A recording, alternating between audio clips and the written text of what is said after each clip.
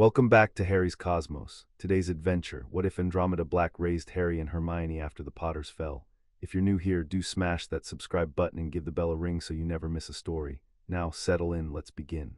Chapter 1. The night the sky fell, the rain came sideways off the marsh that night, and Andromeda Tonks knew the sound of it as surely as she knew the creak of her own stairs. It filled the gutters and drummed the low tin roof of the woodshed and hissed against the kitchen window where she stood with a cup of tea gone cold between her hands. Beyond the glass there was nothing to see but her own reflection, and past it, the black shine of the water where the reeds bent flat under the wind. The cottage sat at the end of a lane that flooded 4 months of the year, which was precisely why Ted had chosen it. A house nobody could reach in a hurry had begun in 1981 to matter a great deal. The wireless murmured on the dresser behind her, tuned low so it would not carry up the stairs. She had stopped listening to the words an hour ago. The words were always the same: a family in Kent, a bridge outside Falmouth. 3 names read in the flat, careful voice the announcer used now, the voice people used when they had run out of shock and had only endurance left. She kept it on because the silence in the house was worse. Silence made her listen for other things. Ted was at the table with his sleeves pushed up, mending the hinge of Nymphadora's toy chest by hand because their daughter had bent it out of shape trying to sit on the lid. He worked with the small screwdriver held in his broad, patient fingers, and now and then he glanced up at his wife's back and did not tell her to come away from the window. 15 years of marriage had taught him which of her stillnesses wanted company and which wanted only to be left to finish. This one, he judged, could go either way. "She's asleep," he said, meaning Dora because it was a safe thing to say. Finally, took me 3 goes through the dragon book. She kept changing the dragon's color to argue with the pictures.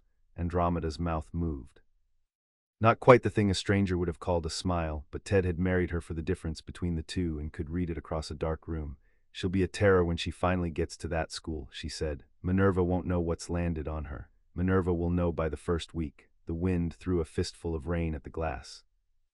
Andromeda set the cup down on the sill and pressed her palm flat to the cold pane, and under her hand she felt it, not the cold but the other thing, the thread that ran through every ward she had ever laid, the way a spider knows its web by the tug and not the sight. Something had touched the outermost line, not broken it, touched it and stopped and asked. She was moving before she had decided to move. Ted. He was already up, the screwdriver set down without a sound, his wand in his hand though he held it low against his leg the way a man holds a thing he hopes not to raise. How many? One, coming down the lane. She had her own wand now, drawn from the sleeve where she kept it, and the kitchen had changed around them without a word spoken, the ordinary warm room becoming a place where 2 people stood between a staircase and a door. "Wards say," she stopped. The thread had spoken to her again, and what it said made no sense, because the ward that had answered was not the intruder ward. It was the old one, the blood one. The line she had laid the night Dora was born and had never told Ted the whole truth of, because it reached back into a family she had cut herself away from with her own 2 hands. The blood ward did not warn of enemies. It knew only kin, and it had just told her that kin was standing in her flooded lane in the middle of the worst night of the war. A fist hit the door, not a knock, a blow and then another, and a voice under the rain, ragged and familiar and years out of her life. "Dromeda, Dromeda, it's me, open the door, please, please." She knew the voice as you know a voice from childhood, from before you had reasons to distrust it. She crossed the kitchen and threw the bolt and hauled the door in against the wind, and the rain came over the threshold in a sheet, and there on her step stood a man she had last seen across a garden at a wedding neither of them had been welcome at. Sirius Black was soaked to the skin and shaking, and his face had the gray slackness of a man who has been hollowed out from the inside in the space of a single hour. His robes were scorched along one arm. His eyes moved over her and past her and back, and they would not settle, and they had a wrongness in them that she recognized because she had grown up in a house full of it. But he was not looking at her, not really. He was looking down at the thing he carried against his chest, wrapped in his own leather jacket against the rain, a bundle, and out of the bundle a face, and the face belonged to a baby with a shock of black hair, awake, silent, staring up into the storm with green eyes that did not blink. "Take him," Sirius said. "Dromeda, take him, you have to take him." She did not take him, not yet. 15 years of a war had taught her not to reach for what a shaking man held out. "Sirius, come in out of the rain and tell me what's happened. There's no time, there's no—" His voice cracked down the middle. "They're dead, James and Lily, tonight." He found them, he got past the charm, the secret was, he stopped and pressed his mouth shut, and when he opened it again the words came in a different order, lower, meant for her alone. It was Peter. "We made him secret keeper because nobody would ever think, because it was supposed to be me. Everyone thought it was me, and that was the point, and Peter sold them, Dromeda. Peter sold them to him, and now James is on the floor of his own hall and Lily is upstairs, and this," he lifted the bundle a fraction, and the baby's green eyes moved to his face, "this is all that's left. This is Harry," and he lived. The curse hit him and he lived, and there's a mark on him, and the Dark Lord is gone. They're saying he's gone, and I have to go. I have to find Peter before he runs, and I can't take a baby where I'm going." Behind Andromeda, Ted had come to stand in the light of the doorway, and he took in the man and the child and the scorch on the sleeve, and he said the thing that mattered, quietly, so the storm nearly ate it. "Sirius, if you go after this Peter tonight, alone, angry, what do you think happens to you?" Sirius Black looked at Ted Tonks, Muggle-born dentist's son, the man his family had spat the word for in the parlors of Grimmauld Place, and something in his ruined face acknowledged the question and dismissed it in the same breath. "It doesn't matter what happens to me. It matters to him." Andromeda nodded at the baby. "You're his godfather. Sirius, you're his godfather. If his parents are gone, you are what he has, which is why I'm giving him to you." He said it clearly, the one clear thing in the whole storm-torn night, and for a moment his eyes stopped moving and rested on her and were entirely present. "I'm not fit to keep him tonight. Look at me. I can feel what I want to do, and it's not the thing a godfather does. If I keep him and I go, I'm dragging a baby into it.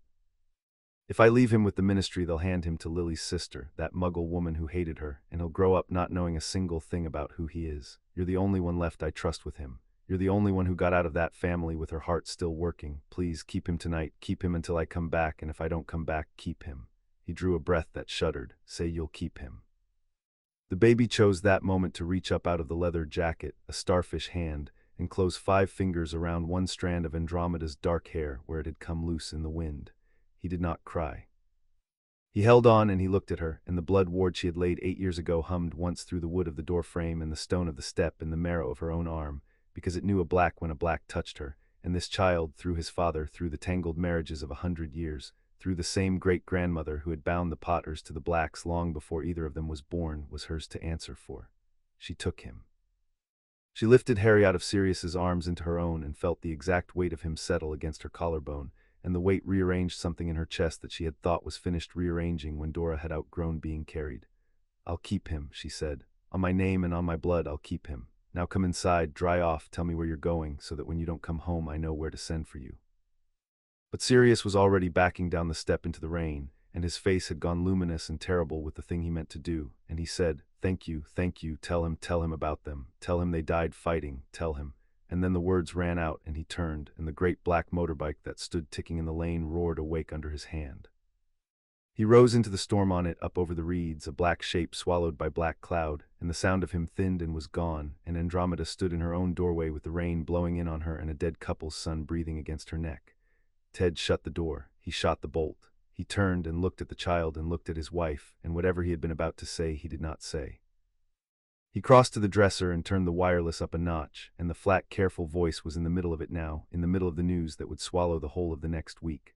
Reports of the fall of you-know-who unconfirmed, the village of Godric's Hollow, a child said to have survived, and Ted turned it off entirely because his family did not need to hear it from a stranger. They were living inside it. "Right," he said. He rubbed both hands down his face once, and when he lowered them he was the man Andromeda had married, the one who met a flood by finding the sandbags. "He'll be hungry, or he'll be dry and warm, and that'll be enough to start. Bring him to the fire. I'll warm milk. We've got Dora's old things in the roof still. I never could throw them out. Your mother would call that sentiment." He was talking to give her something steady to stand on, and she let him, and she carried Harry to the hearth where the peat still glowed, and she sat down in the low chair with the child against her and pushed the wet hair off his forehead with one finger.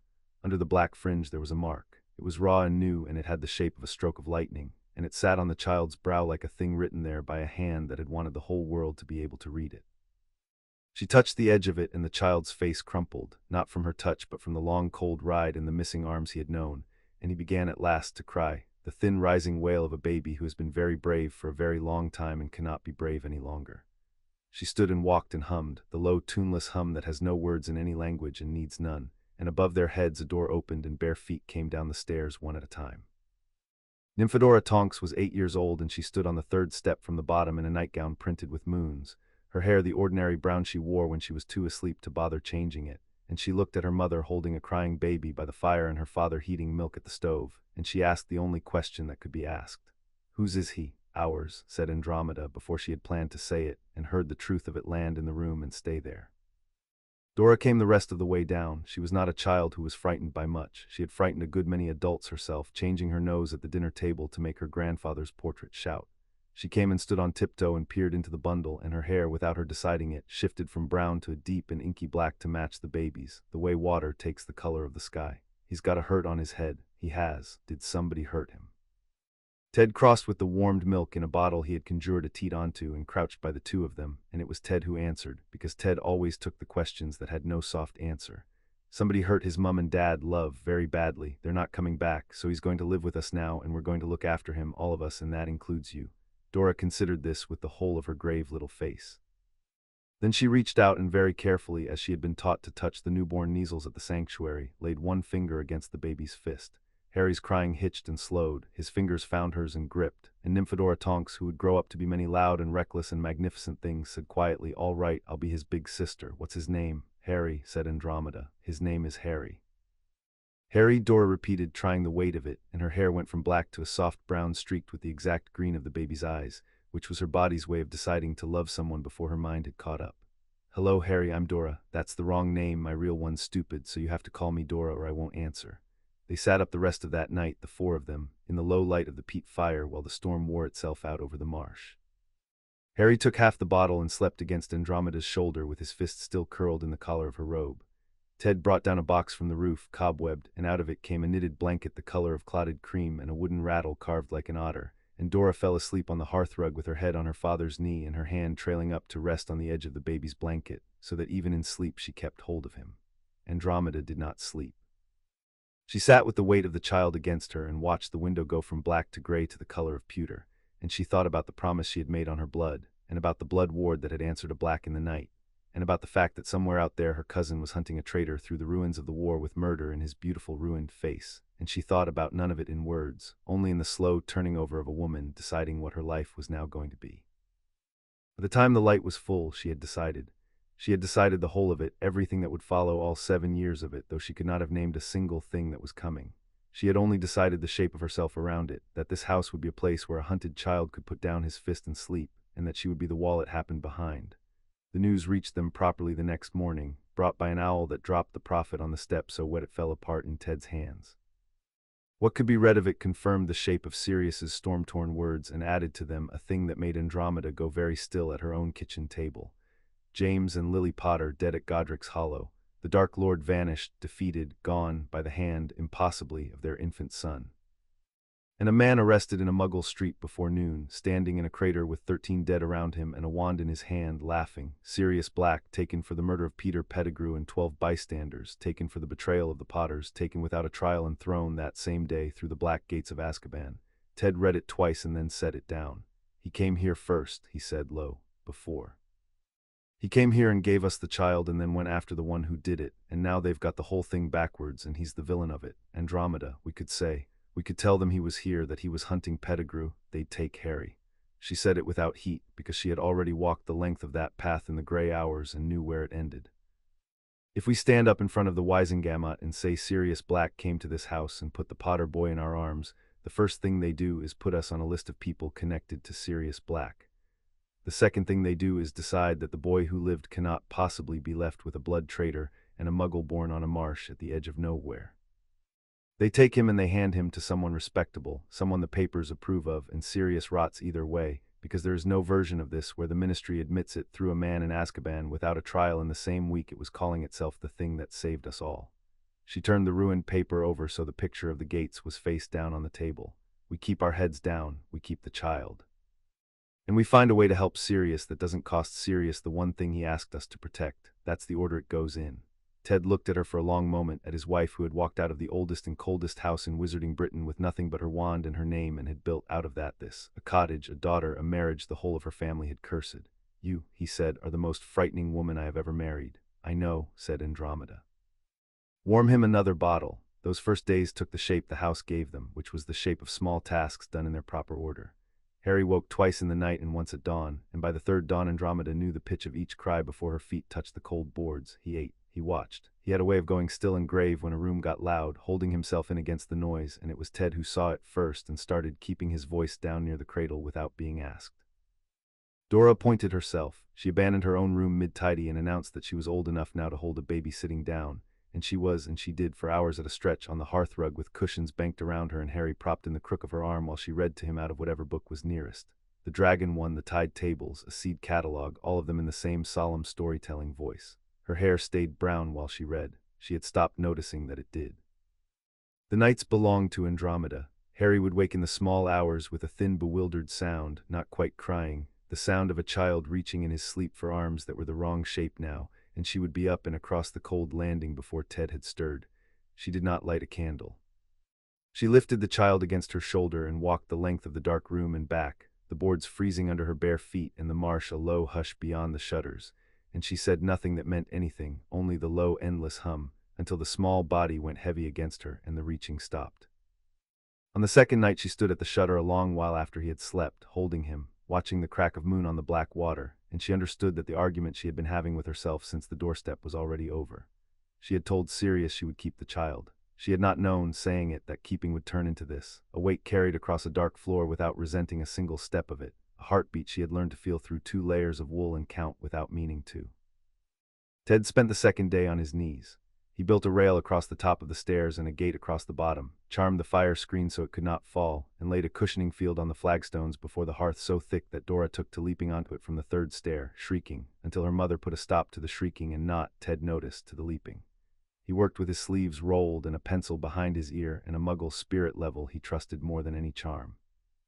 When Andromeda asked him why he was fussing over a baby barely steady on his feet, he sat back on his heels. "Because I can't fix the rest of it," he said. "I can't get Sirius out of that place, I can't put the Potters back, I can't make the world leave a marked child alone, but I can make it so he doesn't crack his head on my stairs, so I'm going to do the part I can reach, and I'm going to do it properly, and you're going to let me." She let him. The first owl from the world outside came on the 3rd morning.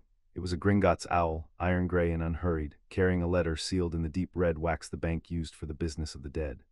Andromeda took it to the table and opened it with the butter knife and read it twice while her tea went cold, and Ted watched her face do the thing it did when she read a document written by people who chose their words the way duelists choose their ground. "It's a courtesy," she said at last, which from Andromeda meant it was anything but. "The Potter accounts have passed into trust. There is a great deal in them. There is more than gold in them, properties, old contracts, a seat, things the bank calls by names that only mean anything to families that have had vaults for 400 years. She set the letter down flat. "They are writing to inform Harry's magical guardian that the estate exists and is held, and that in due course the question of who administers it on his behalf will have to be settled. They are writing, in other words, to find out who has him, which means that by tonight 3 people at that bank know where the boy who lived sleeps, and by the end of the month it will not be 3. And when they ask who administers it," Ted said carefully, "what do you tell them? Nothing yet. Guardianship is not administration. I keep the child fed and warm and alive, the estate sits in trust and answers to no one, and I do not go anywhere near that gold, because the moment I touch a nut of it there is a story, and the story is that the blood traitor took the hero for his fortune." She folded the letter along its old creases and slid it into the dresser drawer where she kept the things she was not finished thinking about. "We are going to be poor and careful and quiet, Ted, for as long as it takes, and every galleon that comes into this house is going to come out of your work and mine and no dead child's vault.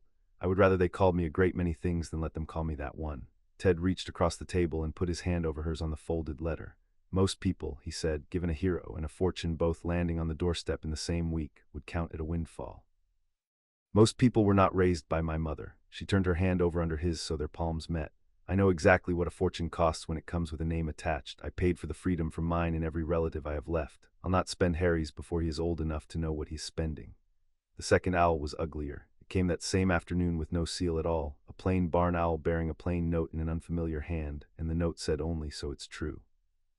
The blood traitors have him. We are watching how you raise him," and it was signed in the same plain hand, "A friend of the old ways."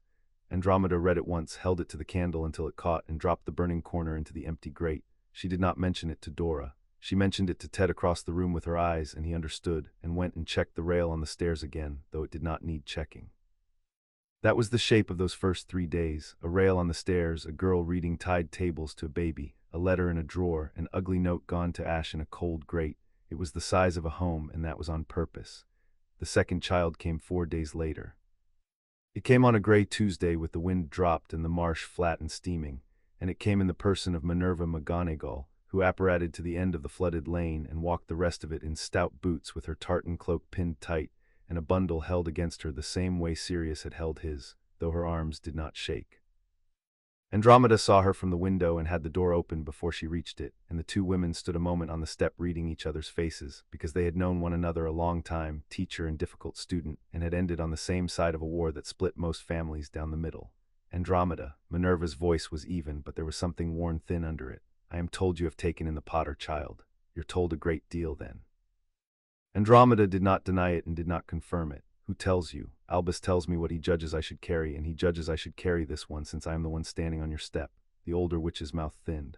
I have come from a house in Crawley, or from what a house in Crawley is now, which is a crime scene the Muggle authorities have been made to forget and the Prophet will never print, because a dead dentist and his dead wife do not sell papers the way a dead war hero does. She drew a breath. There were 2 of them killed at Godric's Hollow, Andromeda, but that was not the only house the fleeing filth visited that night.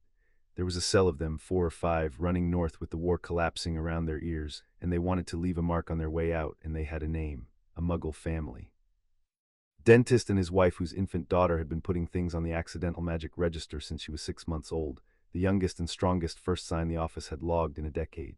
Somebody sold that name to somebody. The parents are dead. They were found in the nursery doorway, both of them, and the mother had put herself between the door and the cot, and behind her, Minerva's jaw worked once, behind her, unharmed, the child. They could not get past the mother to reach her. Or they were interrupted and ran. It comes to the same thing. The child lived. She drew back the edge of the bundle, and there in the gray light was a baby girl not yet 2, older than Harry by the better part of a year, with a great deal of soft brown hair and a wide, watchful, wide-awake face that was already taking the measure of the 2 women above her with a gravity that had no business on a face so young. Her name is Hermione, said Minerva McGonagall. Hermione Jean Granger. And I have carried her from house to house for 3 days, Andromeda, because there is no house that will take her. The magical orphanages are full of children of this war and short of the witches to keep them. The Muggle care system would take her in an hour and lose her in a lifetime, and she would grow up strong in magic with no one to tell her what she is, until the day she blew the roof off some ordinary school and terrified 100 ordinary people. And I will not, the words came harder now, I will not put a child with that much magic and that much loss into a world that will punish her for both. I have argued with Albus for 3 days. He believes she's best placed quietly and forgotten for her own safety. I believe there is a woman on a marsh who already has 1 motherless child of this war under her roof, and who might, if I asked her plainly, make it 2. The wind moved the reeds. Ted had come to the door, and Dora behind him, with Harry balanced on her hip, as she had insisted on carrying him about the house all week, and the 4 of them and the 2 babies made a tableau on the step in the flat gray light. Andromeda looked at the child in Minerva's arms. She looked at the wide, watchful eyes, and at the brown hair so like her own Dora's ordinary shade, and she thought of a mother in a nursery doorway who had done the only thing left to do, and had done it well enough to leave a daughter breathing. She thought of the word her own family used for children like this one, the word that had been thrown at her husband across the length of a marble hall, and she felt the old cold thing she had carried out of that whole life turn over in her once and settle into something with a use.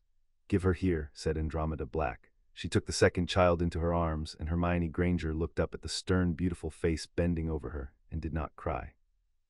She reached up as Harry had reached up, and this time the small fingers closed not on hair but on the collar of Andromeda's robe, on the very place where 4 nights ago another baby's fist had closed, and she held on and studied the face above her with an attention that was almost fierce, as though she meant to learn it and keep it. "Well," said Ted softly from the door. "Hello, Hermione." Dora came out onto the step in her stockinged feet, Harry on her hip, and looked from her mother's new bundle to her own, and her hair, she could not help it, she never could, ran through 3 colors before it settled on a brown that matched the baby girl's exactly. "Is she Harry's sister now?" she asked. "She's your sister," said Andromeda, "both of them, if you'll have them." "I've already got one," Dora said, hitching Harry higher. "May as well have 2, it's not harder." Which was, Ted would say for years afterward, the single most incorrect sentence his daughter ever uttered, and the single most generous. Minerva McGonagall stood on the step a moment longer with her empty arms, watching the family close around the 2 children like water closing over a stone. "You understand what you're taking on," she said. It was not quite a question. "Not the nappies and the sleepless nights, those you know, I mean the rest, the boy who lived in your house. When the world learns where he is, and it will learn, there will be those who say a blood traitor stole a hero to raise him wrong.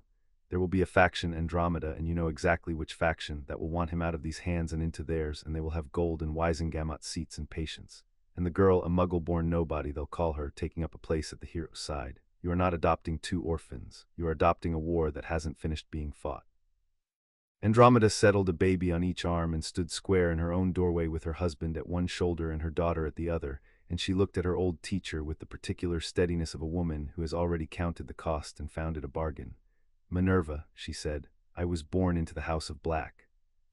I was raised to believe that blood is the only thing that makes a family, and that the purity of it is worth any cruelty, and I watched what that belief did to my sisters, and I walked out of it at 17 with the whole of that house screaming my name behind me, and I burned off the tapestry, and I have spent my life since being told by people with gold and Wisengamot seats and patience that I chose wrong." She looked down at the two children, black hair and brown, the hero and the nobody, and something in her face gentled without softening at all. "They want to fight me over which blood deserves a home. Let them come. I have been waiting my whole life for someone to say it to my face." Minerva looked at her a long moment. Then she inclined her head once, a courtesy she paid to very few people, and drew her cloak tighter, and turned to go back down the flooded lane she had walked in on. At the bend, where the reeds closed off the sight of the cottage, she looked back, and what she saw was a lit doorway in a gray afternoon with a family standing in it. 2 babies and a girl and a Muggle-born man and a black witch who had just declared a war she meant to win, and Minerva McGonagall, who did not weep, took her spectacles off and cleaned them on the hem of her cloak before she walked on. That night Ted brought down a second cradle from the roof and set it beside the first under the window of the back room that would, from that night on, be the children's room. He set them side by side, the 2 cradles, so that the 2 babies lay an arm's length apart with the window and the marsh and the whole wet dark sky beyond them. Andromeda laid Harry in the one and Hermione in the other, and stood between them with a hand resting on each rail. Harry slept on his back with his fist open now, the shivering gone out of him at last. Hermione did not sleep. She lay on her side facing the other cradle, her wide eyes catching the last of the light, watching the sleeping child an arm's length away with the grave, unblinking attention she would turn on him, one way or another, for the rest of both their lives. Ted came and stood beside his wife. "2 cribs by the window," he said, quiet. "I never did put that box back in the roof." "Some part of me must have known. Some part of you is sentimental," said Andromeda, "and I married it on purpose." She did not look away from the children. "Ted, I meant what I said to Minerva. This is going to be a fight, not this year, maybe not the next. But it's coming, and it will come with lawyers first, and it may not stay lawyers to the end, and I need you to understand what you married yourself into all over again tonight, so that if you want to say a word against it, you say it now to me, before those 2 grow into it." Ted Tonks looked at the 2 orphans of a war that had tried very hard to grind the whole world into something colder, and he thought about his own parents, ordinary people who had never so much as suspected the world their son had walked into, and who had loved him without understanding a single thing about him, which he had come to believe was the highest form the thing took. He put his arm around his wife. "They came to us in the middle of the worst night of the worst year," he said. "One of them handed over by a man about to lose everything, and one of them carried 3 days by a woman who wouldn't give up on her. They didn't come to us easy, Dromda. Nothing worth it does. I'm not going to say a word against it. I'm going to go and put the kettle on, and tomorrow I'm going to build a rail across the top of those stairs so the pair of them don't pitch straight down at the minute they can crawl, and the day after that I'm going to start being their dad. That's the whole of what I've got to say." Down the hall, Dora had fallen asleep across the foot of her own bed with the dragon book open on her chest, having read it aloud to a closed door because she had decided her new siblings should hear a story on their first night even if they couldn't understand a word. Her hair had gone in sleep to the soft, steady brown of both babies, the brown of belonging, and she would not understand for years yet what her body had settled that night on her behalf. Andromeda Tonks stood between the 2 cradles until the light was fully gone and the marsh was only a sound. Then she bent and kissed each child on the brow, Harry over the raw new mark and Hermione over her soft brown crown, and she straightened, and she looked out the window at the black water and the black reeds and the black sky where, 4 nights ago, a man on a flying motorbike had vanished into the storm on his way to lose everything, and she made the marsh a promise it could not hear and did not need to. "You'll not have them," she told the dark. "Whatever comes for them, it comes through me first, and I am a great deal older and colder and better at this than any of you were ever made to understand. I am a black, I only ever let them think I forgot." Then she went down to put the kettle on with her husband, and the cottage at the end of the flooded lane held its 2 new children and its old family close through the first quiet night of the rest of all their lives, and did not tell them yet how much they were going to be worth fighting for. Chapter 1 and Chapter 2, 2 cribs by the window by the spring of 1980, for the 2 little beds had replaced the 2 cradles, and they still stood under the window of the back room where Ted had first set them, because Harry would not sleep if he could not see Hermione, and Hermione would not sleep if she could not see the marsh. This had been established through a long campaign of small refusals conducted at bedtime over the better part of a year, and Andromeda had surrendered to it the way a general surrenders to weather. The bed stayed by the window. The window stayed unshuttered until both children slept. In most mornings Andromeda came in to find them both in one bed rather than 2, Hermione on the outside with a book fallen open on the blanket, and Harry curled against her back with his fist in the collar of her nightdress, holding on in sleep as he had held on the first night, to whatever was nearest and warm. Hermione read before she was 4. Nobody taught her, she simply took the letters the way other children take walking, one wobbling step and then a run, and by the spring she had gone through every picture book in the house twice and had started on the ones without pictures, sounding the long words under her breath with her forehead creased in concentration and her finger moving along the line. Harry did not read yet. Harry watched Hermione read, which he could do for an astonishing length of time, sitting beside her with his chin on his knees while she told him what the words said, and he remembered every single thing she told him, so that between the two of them there was one child who could find the knowledge and one child who could keep it, and they had already, without knowing they had done it, become a single instrument with two hands.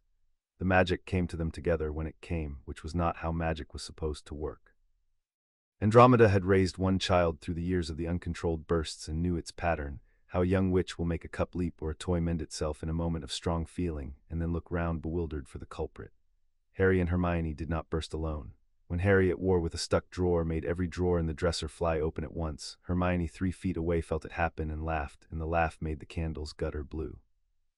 When Hermione woke crying from a dream she would not describe, the water in the washstand jug had frozen solid, and Harry, waking at her cry, thawed it without touching it before Andromeda reached the door. It was not that they shared the magic. It was that each of them was a bank the other's magic ran against, so that neither ever crested alone. Ted, who had grown up ordinary and come to magic as a grown man, and therefore saw it more clearly than those born inside it, put it plainly one evening, watching the two of them lift a paper bird off the table between their four-cupped hands. "It's like they're grounded through each other," he said. "Like you earth a wire so it doesn't throw sparks. Whatever's in them, it's got somewhere to go." Andromeda did not correct him because she had no better word for it, and because the word he had reached for was, in the old language of her family, very nearly the true one. "They're a menace," said Nymphadora with enormous approval from the doorway. She was 10 now and tall for it, and this morning her hair was the particular shade of turquoise she wore when she was pleased with the world, which was most mornings. "Do you know what they did yesterday?" "I was trying to teach Harry to catch, and he can't, he's hopeless, so Hermione read him 3 pages of a book about how balls move, and then he caught it. First go, she talked him through the physics of it. He's 3. He is very nearly 4, said Andromeda, setting porridge on the table, and neither of you is to teach the other one physics before breakfast. Sit." Dora sat. She had come home from her first months of proper lessons with a village tutor full of opinions, and a habit of turning her nose into a pig's snout to make the little one scream with laughter, and the house was louder for having her in it, and warmer. She had taken to the 2 children with a whole heart and no reservation, and she guarded them at the village shop and the pond and the edges of the lane with the ferocity of a much larger animal.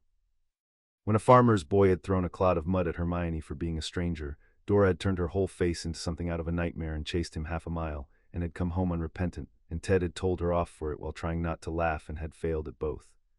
Ted came down last, as he always did, smelling of the peppermint he used on his teeth, and carrying the previous evening's post he had been too tired to open. He kissed the top of each child's head in order of height, which put Harry last and made Harry indignant, which was the point. He sat, he took up the top letter, and he stopped smiling. Andromeda saw it happen. "Who's it from?" "The Prophet." Ted turned the envelope over. There was no seal, only the printed frank of the newspaper's subscription office, and it had been addressed not to the family but to the guardians of the Potter child, care of the Owl Post Redirection Office, which meant that someone at the paper had gone to the trouble of finding out that such guardians existed and did not yet know their names. "It's a request for comment. They're running something." "On the 3rd anniversary of the defeat of you-know-who," he read, "the Daily Prophet asks the question on every witch and wizard's lips, where is Harry Potter and in whose care does our Savior grow?" He set it down. "They want a statement, they want a photograph. They say if we decline to cooperate they'll be obliged to reconstruct the child's circumstances from available sources." "Meaning they'll print whatever Lucius feeds them," said Andromeda, and the name landed on the table like a dropped knife, and the 2 children looked up from their porridge at the sound of a grown-up going still. Dora looked between her parents. "Who's Lucius?" "No one you'll ever be alone in a room with," said her mother, and reached over and wiped Harry's chin, and the ordinary gesture put the room back on its axis, and breakfast went on.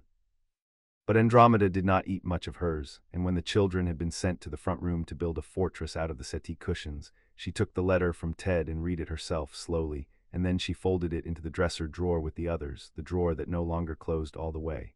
They had known this was coming since Minerva stood on the step. Nearly 3 years of quiet had been a gift and a reprieve and never a solution, and Andromeda had spent those 4 years the way a careful woman spends a warning, preparing. She had made no move toward the Potter gold. She had raised the children on Ted's wages from the apothecary in the nearest wizarding town and her own income from the potions she brewed and sold under a name that was not Black and not Tonks but a third name, a plain one that no one connected to either. She had kept them off the registers where she could and out of the papers entirely. She had built, out of nothing but discipline in a flooded lane, a family so quiet that for nearly 3 years the world had been able to forget it was searching. the world was done forgetting. For those last weeks of quiet, before a street in Diagon Alley learned Harry's eyes, the days kept the shape Andromeda had built for them, and the shape was good. Mornings she brewed. She had a shed at the side of the house, low and warm and smelling of sage and copper, and the children came out to it after breakfast and sat on two upturned crates and were allowed to hand her things and forbidden to touch the fire. And Hermione learned the names of 40 ingredients before she was 4 and asked why after every one, and Harry learned to sit still in a room full of dangerous things. Which is a harder and rarer skill than it sounds, and one that would save his life more than once before he was grown. Afternoons belonged to Ted, who worked at the apothecary 4 days and was home 3, and who filled his home days with the ceaseless industry of a man who could not sit idle.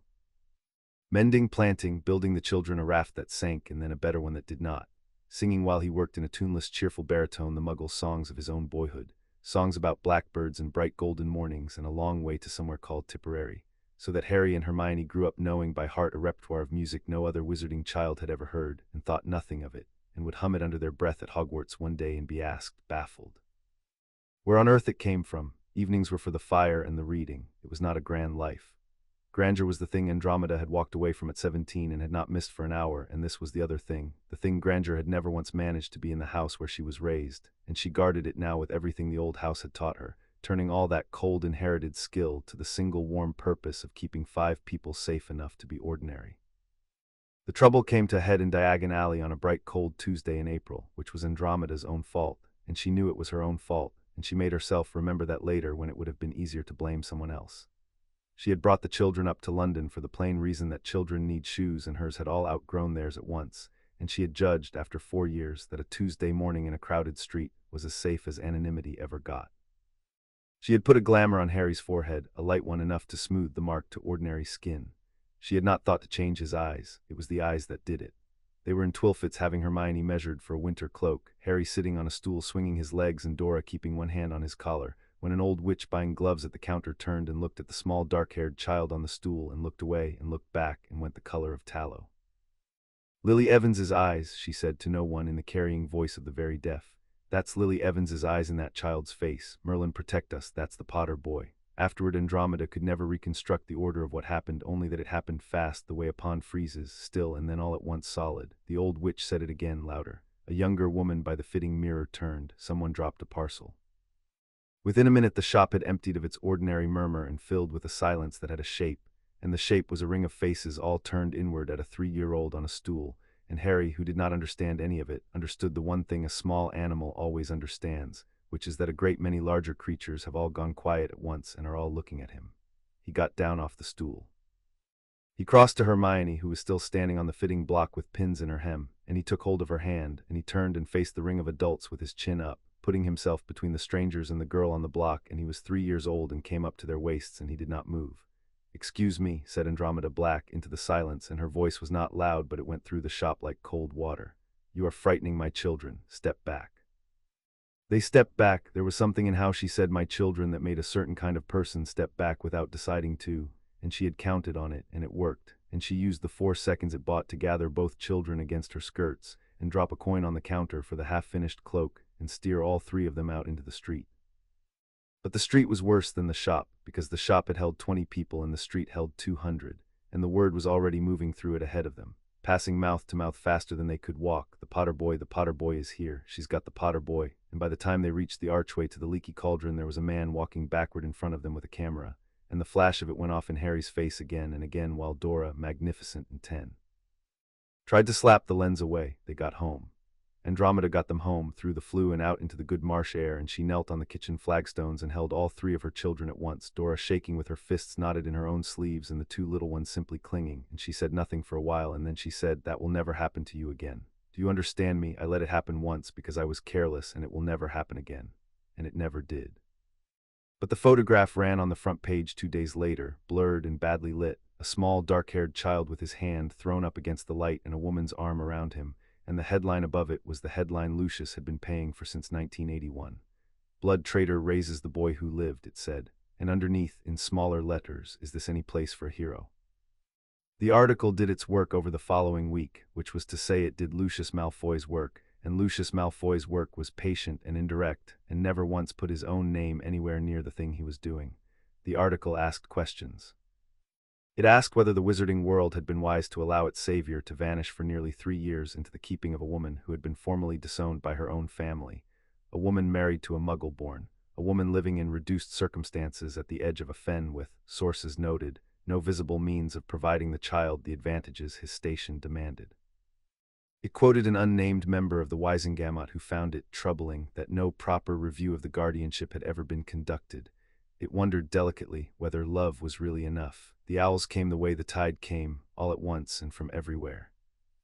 By the second morning after the photograph, there were 40 of them ranged along the ridge of the woodshed roof at dawn, and by the third there were more than Andromeda could count, and Ted rigged a receiving box at the end of the lane and a sorting charm that split what came into 3 heaps, because opening them at the kitchen table with the children present had stopped being possible on the first day.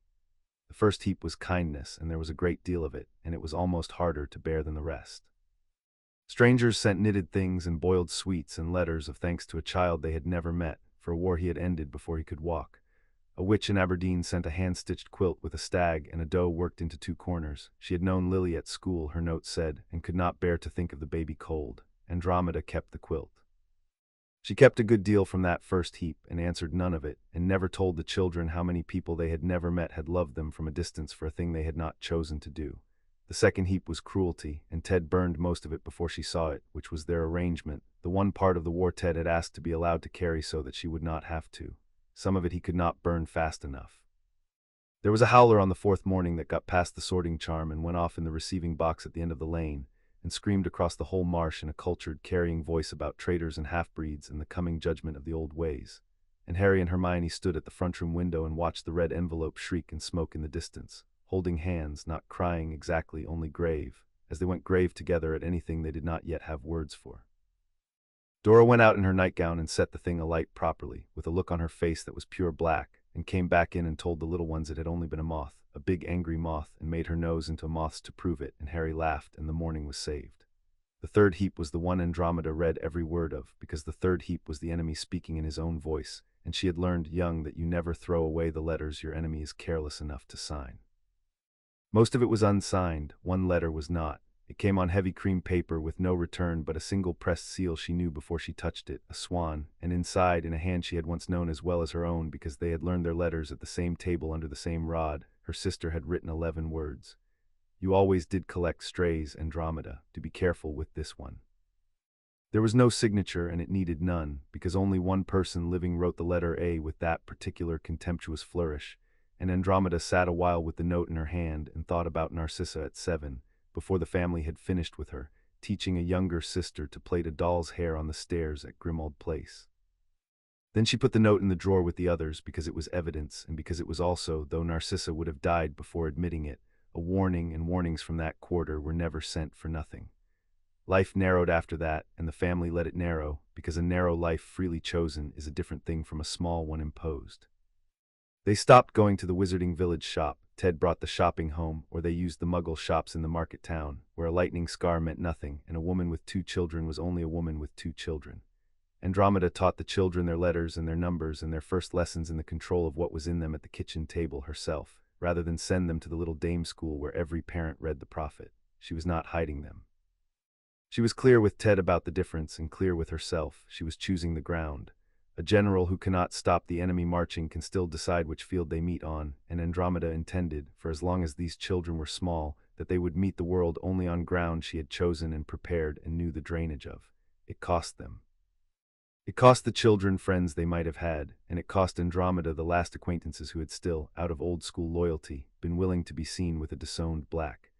It cost Dora most of all, 10 and social and bright as a struck match, who gave up half the ordinary freedoms of her age without being asked and without complaint, having decided that guarding the little ones was worth more than any of them.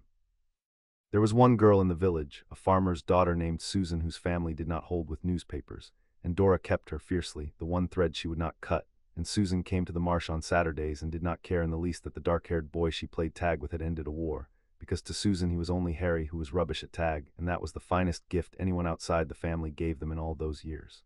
The summons came 11 days after the photograph. It came by an official owl bearing the seal of the Department for the Regulation and Protection of Magical Minors, and it was addressed correctly, for the first time, to Andromeda Tonks née Black, and it requested her attendance with the child Harry James Potter at a welfare assessment to be conducted in her home, at a date and time not of her choosing, by an assigned officer of the department. The name of the officer was printed at the bottom, Mr. Bartholomew Crick.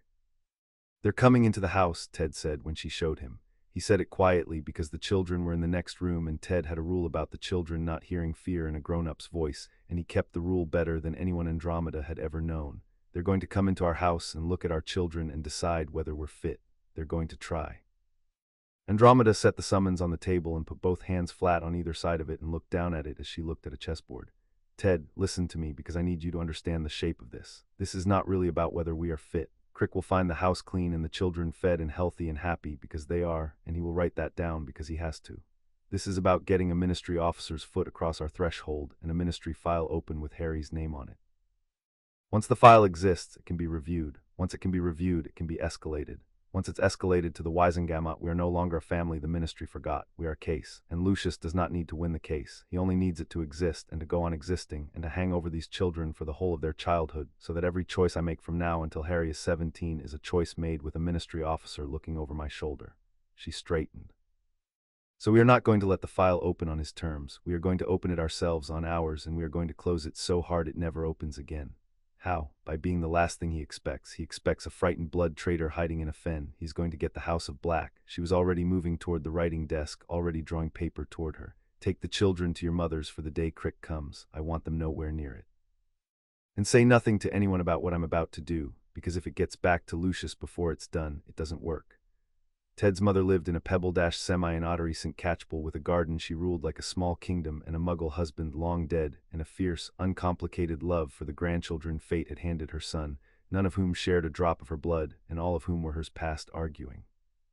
Gwendolyn Tonks had been told when Ted married Andromeda a great many things about the world her boy was marrying into, and she had listened to all of it and understood perhaps a third and decided once and for all that the part she did not understand was not the part that mattered. What mattered was that there were children. Children needed feeding and telling off and reading to, and she could do all three in her sleep, and did. On the morning Crick came, Ted took Harry and Hermione to Ottery St. Catchpole through the flue, which Gwendolyn had never grown used to and never would, flapping her apron at the soot and scolding the fireplace as though it had done it on purpose. She had scones. She always had scones. She sat the two children at her kitchen table with jam to the elbows, let Hermione read the seed packets aloud while she named the flowers they would grow, and taught Harry to shell peas by feel with his eyes shut. When Harry asked her in the direct manner of a nearly 4-year-old why some people in the newspaper did not want him to live with his family, Gwendolyn Tonks put down her bowl of peas and looked at the child a good long moment. "Because some people love," she said, "think a family's a thing you're born into, like a coat you're handed, and they've never worked out the truth of it, which is that a family is a thing you build board by board out of who turns up and stays. You were built, you were. Every board of you and a built thing is stronger than a handed-down one because somebody chose every nail." She picked her bowl back up. "Now shell, your granddad couldn't, God rest him, and I loved him anyway, but I'll not raise a boy who can't shell a pea."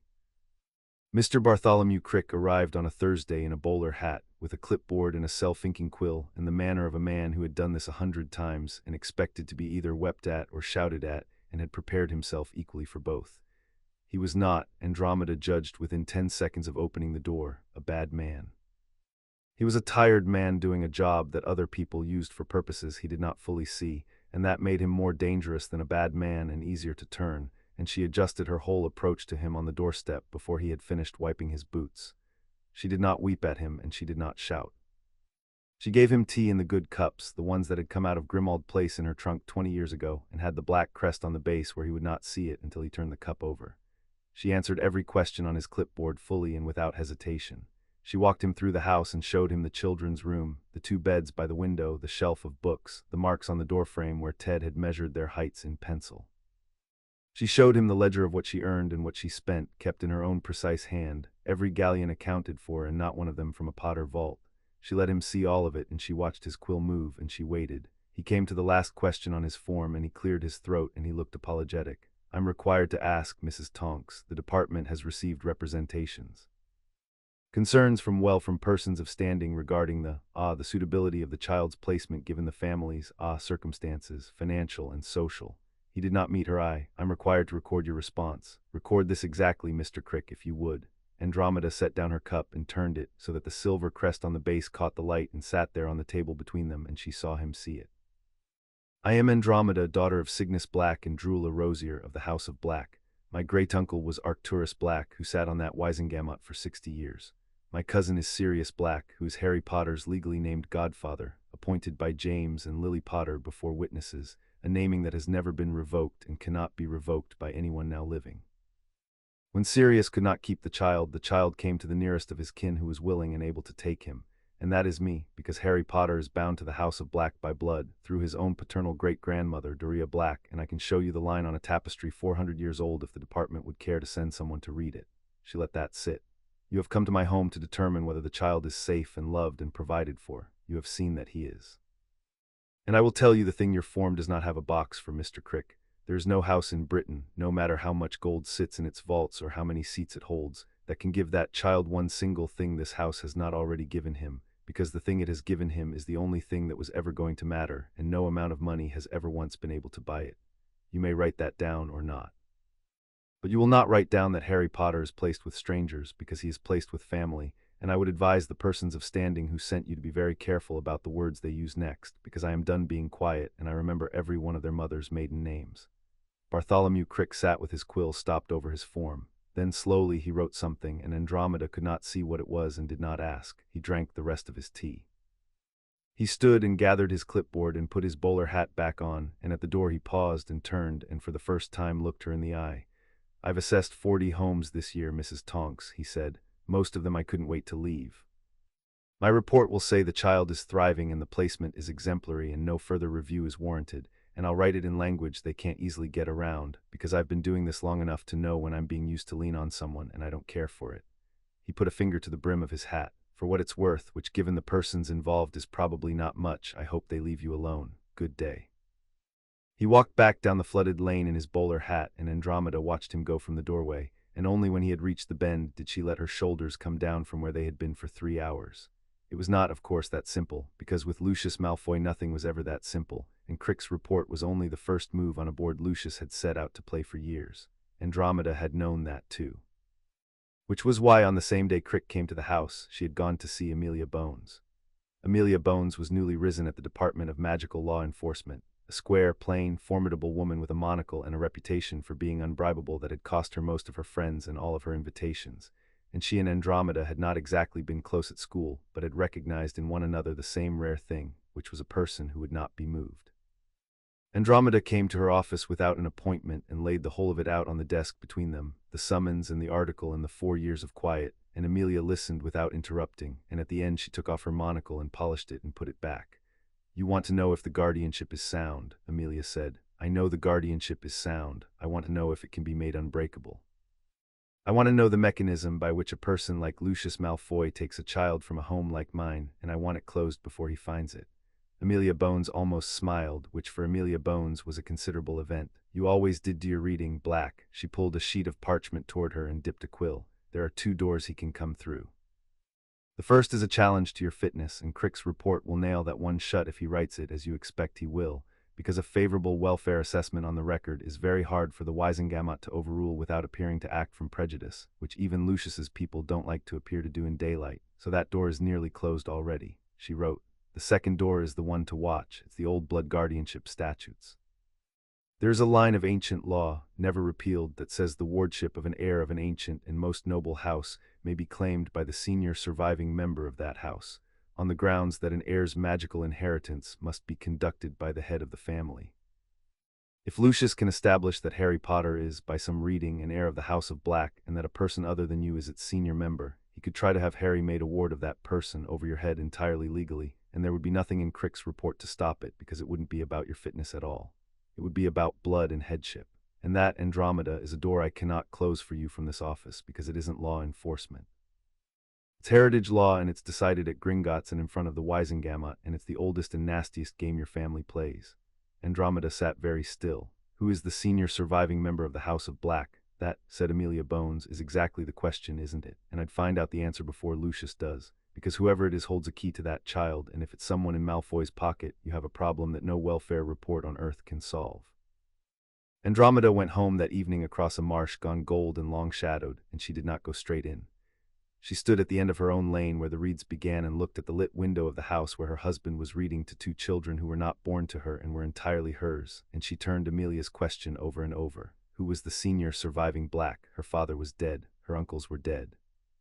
Sirius was in Azkaban, and being disowned was arguably no Black at all in law. Bellatrix was in Azkaban. Narcissa had married out into Malfoy. Regulus was dead.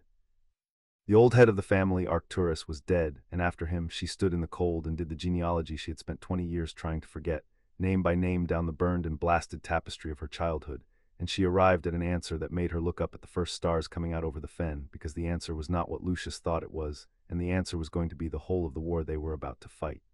She did not say the name aloud, even to the reeds.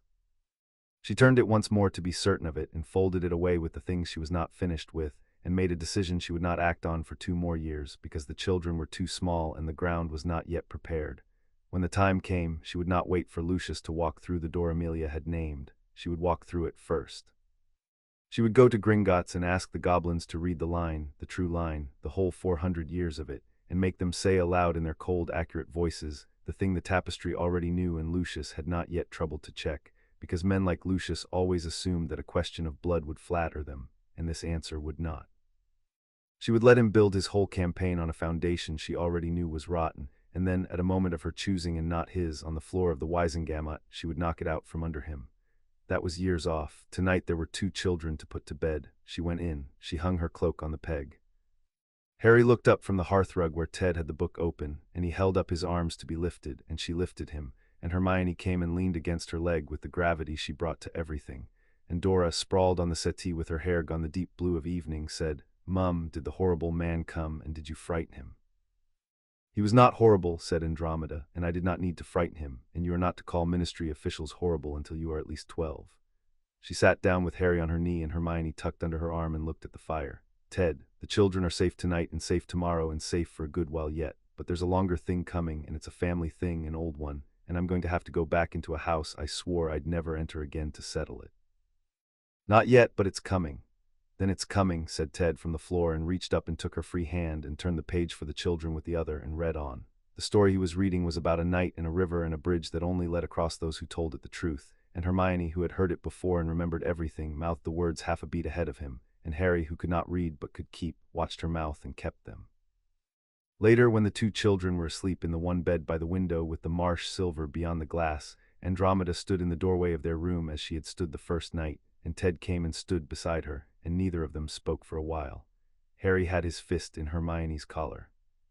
Hermione had a book fallen open on the blanket and one arm flung back across the pillow, guarding the child at her back without waking, and the 2 of them breathed in the slow, unhurried rhythm of children who have never for one night in their lives had cause to doubt that someone was awake in the house and would come. "He put himself in front of her," Ted said finally, very low. "In the shop, Dora told me. 3 years old and a whole street of strangers, and he got down off the stool and put himself in front of her." He shook his head slowly. "Where does a child learn that?" "He didn't learn it," said Andromeda. "He was given it, the same night she was given whatever it is in her that makes her turn and face a thing instead of running from it." She looked at the 2 of them a moment longer. "Their mothers both did the same thing, Ted. In 2 different houses, on the same night, both of them stood in a doorway between a child and the dark. It's in them. It came down to them like a color of the eyes. And Lucius Malfoy thinks he's fighting me over a name and a fortune, and he hasn't the faintest idea that what he's actually decided to walk into is a house where the children put themselves in front of each other before they can read." She crossed the room and drew the blanket up over both of them, and moved Hermione's book to the nightstand, and stood a moment with her hand resting light on Harry's dark head and then on Hermione's brown one, and then she went out and left the door open the width she always left it, so the landing light fell across the floor to the foot of the beds, and if either of them woke in the night, the first thing they would see was the way home. Chapter 2 and Chapter 3. The house that remembered. In the summer Harry turned 6, Andromeda decided it was time the children learned where they came from, and she made the decision as she made all the ones that frightened her, which was slowly on paper in a list. They were not babies anymore. That was the plain fact under the decision. Harry was 6 and Hermione 7, and they had grown into the shapes they would keep the outlines of for life. Harry lean and quick and quiet, dark hair that would not lie down no matter what Ted did to it, green eyes that missed nothing and gave away less. Hermione taller still by an inch she would lose in a year or 2, brown hair gone from soft to a magnificent unmanageable cloud, and a mind that had begun to outrun the house. She had read everything Andromeda owned that a child could safely read and a good deal that a child could not, and had started asking the sort of questions that could not be turned aside with a scone. Where did the flu powder come from? Why did the wards on the lane feel different from the wards on the shed? Why did the newspaper hate them?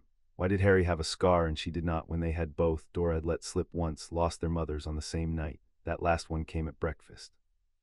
They were all four at the table, Dora newly home and still in her Hogwarts jumper, and Harry had been telling a long involved story about a heron he had watched take a frog, and Hermione had been correcting the biology of it, when she stopped mid-sentence and turned to Andromeda and asked, with no warning and no heat, "Why do I not have a scar if my mother died the same night as Harry's?" The kitchen went still, the particular stillness it fell into when Hermione asked the thing no one had told her she was allowed to ask. Dora's spoon stopped halfway. Ted put down his tea. And Harry, 6 years old, did the thing he always did when his sister reached for something that might hurt her. He moved closer to her on the bench, not looking at her, only closing the small gap between them until his shoulder was against her arm, so that whatever the answer was, she would hear it with him touching her. Because the curse that made Harry's scar was aimed at Harry, Andromeda said, and it did not touch you. But you are right that you lost your mother the same night, Hermione, and you are old enough to be told the truth of it, and I am going to tell you and Harry all of it very soon, not at breakfast, properly and together in a place I have to take you first. Will you let me choose the day? Hermione considered this with the whole of her serious face, weighing being answered now against being answered fully, and she chose, as she almost always chose, the fuller thing. Yes, she said, but it has to be soon. I don't like not knowing a true thing about myself. It feels like a splinter. It is exactly like a splinter, said Andromeda, and I promise you I will take it out. Eat your egg. And Hermione ate her egg, and under the table Harry's foot stayed against hers, and Andromeda lay awake that night knowing the rest was coming, and that she would rather the children heard it from her than from a photograph, so she made her list. On one side she wrote the reasons to keep them ignorant a while longer, and the reasons were all the same reason, wearing different coats. They were small, the world was cruel, knowledge was a weight, let them be children. On the other side she wrote the reasons to tell them, and there was only one, but it outweighed the whole first column, and it was this: that a child who does not know the shape of the danger cannot help you carry it, and these two were going to have to carry it, because Lucius Malfoy was not going to wait for them to be ready. Better they should know the ground. Better they should know their own name and what it meant and what it had cost and what it was worth, from the mouth of someone who loved them, than have it handed to them by an enemy on the enemy's terms. Andromeda had spent her whole life being told her name was a cage. She had decided somewhere across those 6 years on the marsh that she was going to hand it to these children instead as a thing that could be worn and taken off, and if necessary used as a weapon, and she could not do that while it stayed a secret. You're going to take them to Blackmore, said Ted when she told him. It was not a question, 20 years of marriage and then some. I'm going to take all of us to Blackmore. She was folding washing at the kitchen table, and she did not look up, because this was the part she needed to say plainly and could say more plainly to the sheets. I've not set foot in that house since I was 17 years old. It sealed itself when the last of them who lived there died, and it has been sitting on that moor for a decade with nothing inside it but portraits and dust and the family magic, going quietly to sleep. It knows me. It will let me in because I'm blood, whatever they wrote on the tapestry. And I want the children to see at once all of it, the whole truth, the good and the vile, while I'm standing next to them to tell them which is which. I'd rather they met the House of Black as a place we visit and leave than as a thing that hunts them. She set the folded sheet down. And there's a part I can't explain yet, Ted. I've a feeling about the house and the children, something I need to see for myself. I'll know it when I see it, or I'll know I was wrong. They went on the last morning of July, all 5 of them, because Dora was home from her 2nd year and would not have been left behind for anything on earth, and because Andromeda had decided that whatever the house had to show them, the whole family should be standing together to see it. They took the night bus to the nearest village and walked the last 3 miles up onto the moor, and the walk itself was part of it, the land rising and emptying and going silent, the hedgerows falling away to gorse, and then to bare heather and standing stones. The children felt the change in it before they had words for the change. Hermione went quiet, which was rare, walking with her head turning as she catalogued the stones, and Harry drifted to the front and then dropped back to keep pace with her, unwilling to be even 10 yards ahead of his sister on ground that felt like this. Dora walked last, her hands loose at her sides and her eyes everywhere, and they came over the last shoulder of the hill and saw it. Blackmore Hall sat in a fold of the high moor with its back to the north wind, and it was not large, which surprised the children, who had been braced by the walk for a castle. It was a long, low house of black stone, older than anything they had ever stood in front of, its roofline broken by chimneys and by the hunched shapes of stone birds set along the ridge, and it had no drive and no garden and no softness of any kind, and it sat in its hollow with the particular stillness of a thing that is not empty but waiting. The windows were dark. The great door was iron-bound oak on silver with age. Around the whole of it, though there was no wall, there ran a line you could feel and not see, a boundary in the air itself, and where the family had lived for 400 years the heather grew in a ring that even after 10 years' neglect had not been crossed by so much as a rabbit. Andromeda stopped them all at the line. The wind came off the moor and moved through the gorse and made the only sound. From here, she said, you do exactly as I tell you and nothing else. This house has been alone a long time. It will not know friend from enemy by the look of you. It will know one thing only, which is blood, and it will taste mine at the threshold and decide whether to open, and I believe it will, but I have been wrong about my family before. She looked down at the two children and put a hand on each of their heads. Harry, you carry black blood through your father's grandmother, and the house will know it in you, and it will be glad, in whatever way a house is glad, and it may reach for you. If it does, do not pull away and do not be afraid. Stand still and let it look. It is only trying to recognize a child it thought it had lost. Her hand rested a moment on Hermione's cloud of hair. Hermione, you do not carry the blood, and so the house has no claim on you and you have none on it, and I want you to stand behind me at the threshold and touch nothing until I tell you. Do you understand, both of you? Yes, Aunt Meta, they said. In the near unison they fell into when something was serious, and Harry took Hermione's hand, and Andromeda turned and stepped across the line alone. The moor changed the instant she crossed it. The wind did not stop exactly, but it drew back, and the air inside the ring went dense and attentive and very slightly warm, as if the whole hollow had turned its face toward the woman walking up the dead grass to the door. Andromeda did not falter. She went to the great iron-bound door and laid her bare right hand flat against the black wood over the place where a coat of arms had been carved and worn nearly smooth, and she said, in a language the children did not know and would spend years afterward trying to identify, 3 words that were not English and were older than English, and she pressed her hand to the wood and she waited. For a long moment nothing. The stone birds along the ridge sat with the patience of stone. Then under Andromeda's palm the worn coat of arms began to glow, not with light exactly but with a kind of remembered warmth, a heat with a color to it, deep and red as the inside of a banked fire, and the glow ran out from her hand along lines cut in the wood too fine to see until they lit, tracing a pattern across the whole face of the door, a tree, a great spreading tree with 100 branches and 100 names. And the names woke one by one down the whole length of the door in that same low red fire, 400 years of the dead lighting up to look at the living woman who had come home.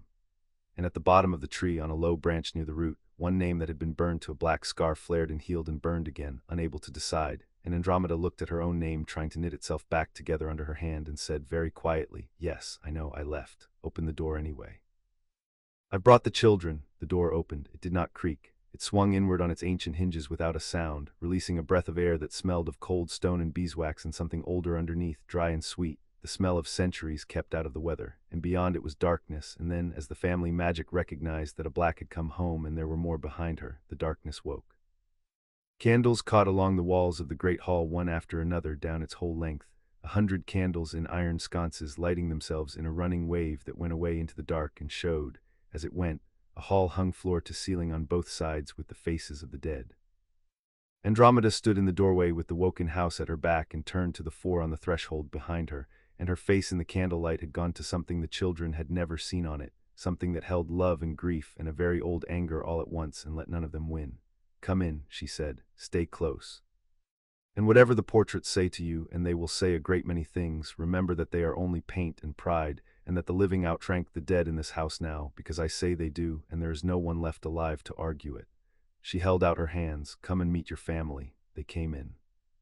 Ted first, close behind his wife with a hand on each child's shoulder, and Dora last, walking backward half the way with her wand out and her hair gone dead white, watching the door, because someone had taught her that you never turn your back on a room until you know it, and that someone had been Andromeda. And the House of Black, waking around them after 10 years' sleep, took the measure of what had come into it. A disowned daughter, a Muggle-born man, a metamorph magus child of a broken line, a boy of its own blood, and a girl with no blood of its own at all. The candles burned. The portraits stirred in their frames and began, in the dry rustling voices of the very old, to whisper. The portraits knew them before they had gone 10 steps down the hall. Blood of the house, said a cadaverous man in the rough of 3 centuries past, leaning out of his frame to fix his painted eyes on Harry.